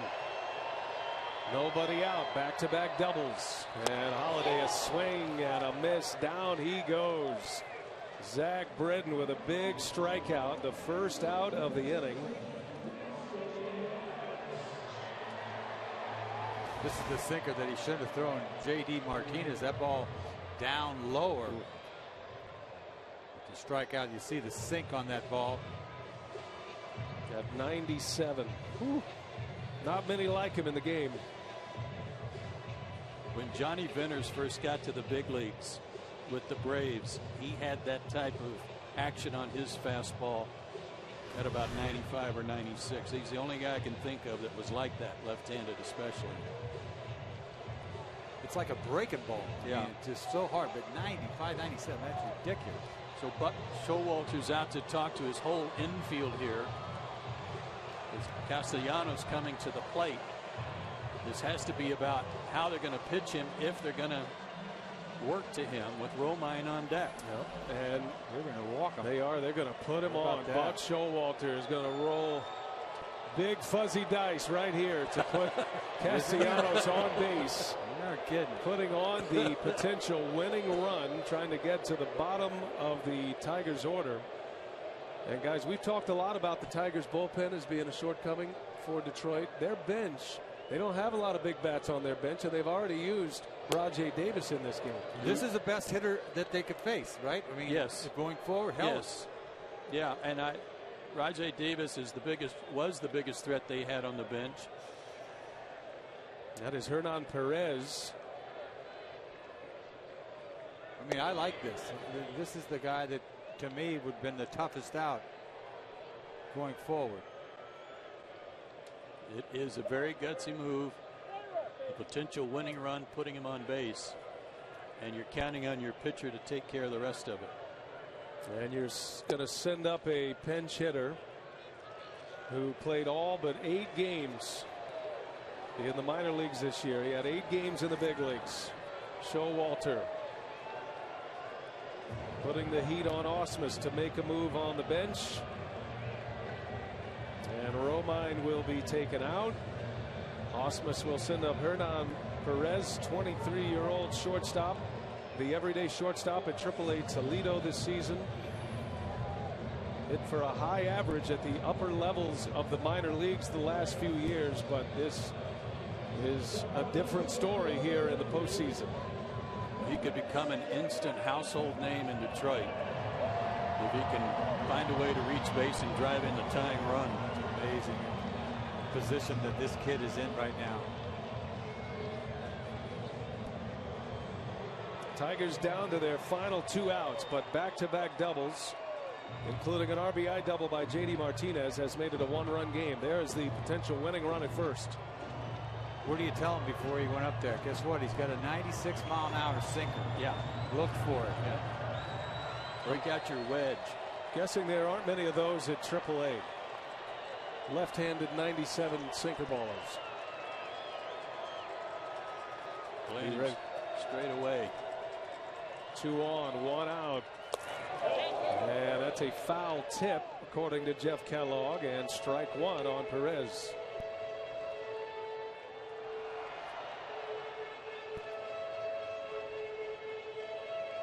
Romine had his at-bat taken away. Turns it over to his shortstop mate, Perez. You just got to hope that he gets the ball up a little bit. That's the only thing you can count on here, is that he'd do you a favor. A double play ends the game and sends the Orioles to the next round. And a ground ball to third. Flaherty, second base. Schoop, the turn in time! And the Baltimore Orioles sweep the Tigers. The O's are moving on to the American League Championship Series. After back-to-back doubles to start the inning, Zach Britton locks down the Tigers, and the move by Buck Showalter pays off. That is huge, you know, for him to walk Castellano. I tell you what, that was the move of the game, because they didn't have a bench. They got the big ground ball. The Orioles, I'll tell you what, played a nice 3-game series. Come from behind is the game. That was the game. It killed Detroit. It really did. You lose that game, number 2, you are not going to win the series. The Orioles celebrating their 60th anniversary as a franchise, going back to the American League Championship Series for the first time since 1997. What a team, Joe. What a story. And making moves, using every part of that roster. And Buck Showalter going away from the book to set up a double play chance, and that's what got him out of it. This series played out in true form. Tonight, a very well-pitched game on both sides. A close ball game, a 1-run game decided on the last at-bat. And game 2, a game that the Tigers had in hand that their bullpen did them in. I mean, there were things that we talked about at the very beginning of this series, and it played out exactly the way things were laid out and expected to happen. Once again, sinker down. You can't do anything with it. And you see Schoop puts it away with that gun of an arm for a double play ball. The Orioles take down Scherzer, Verlander, Price, and they sweep the Detroit Tigers. Cy Young winner's not doing so good in this postseason, with the exception of Jake Peavy. That's a good call. Bud Norris is the winner in this clinching game. What a performance by the Orioles right-hander. Well, our final score, Orioles win at 2-1. TBS, your exclusive home of the American League postseason. For Eck, Joe Simpson, Jamie Maggio, I'm Brian Anderson saying good night from Detroit. The O's are moving on.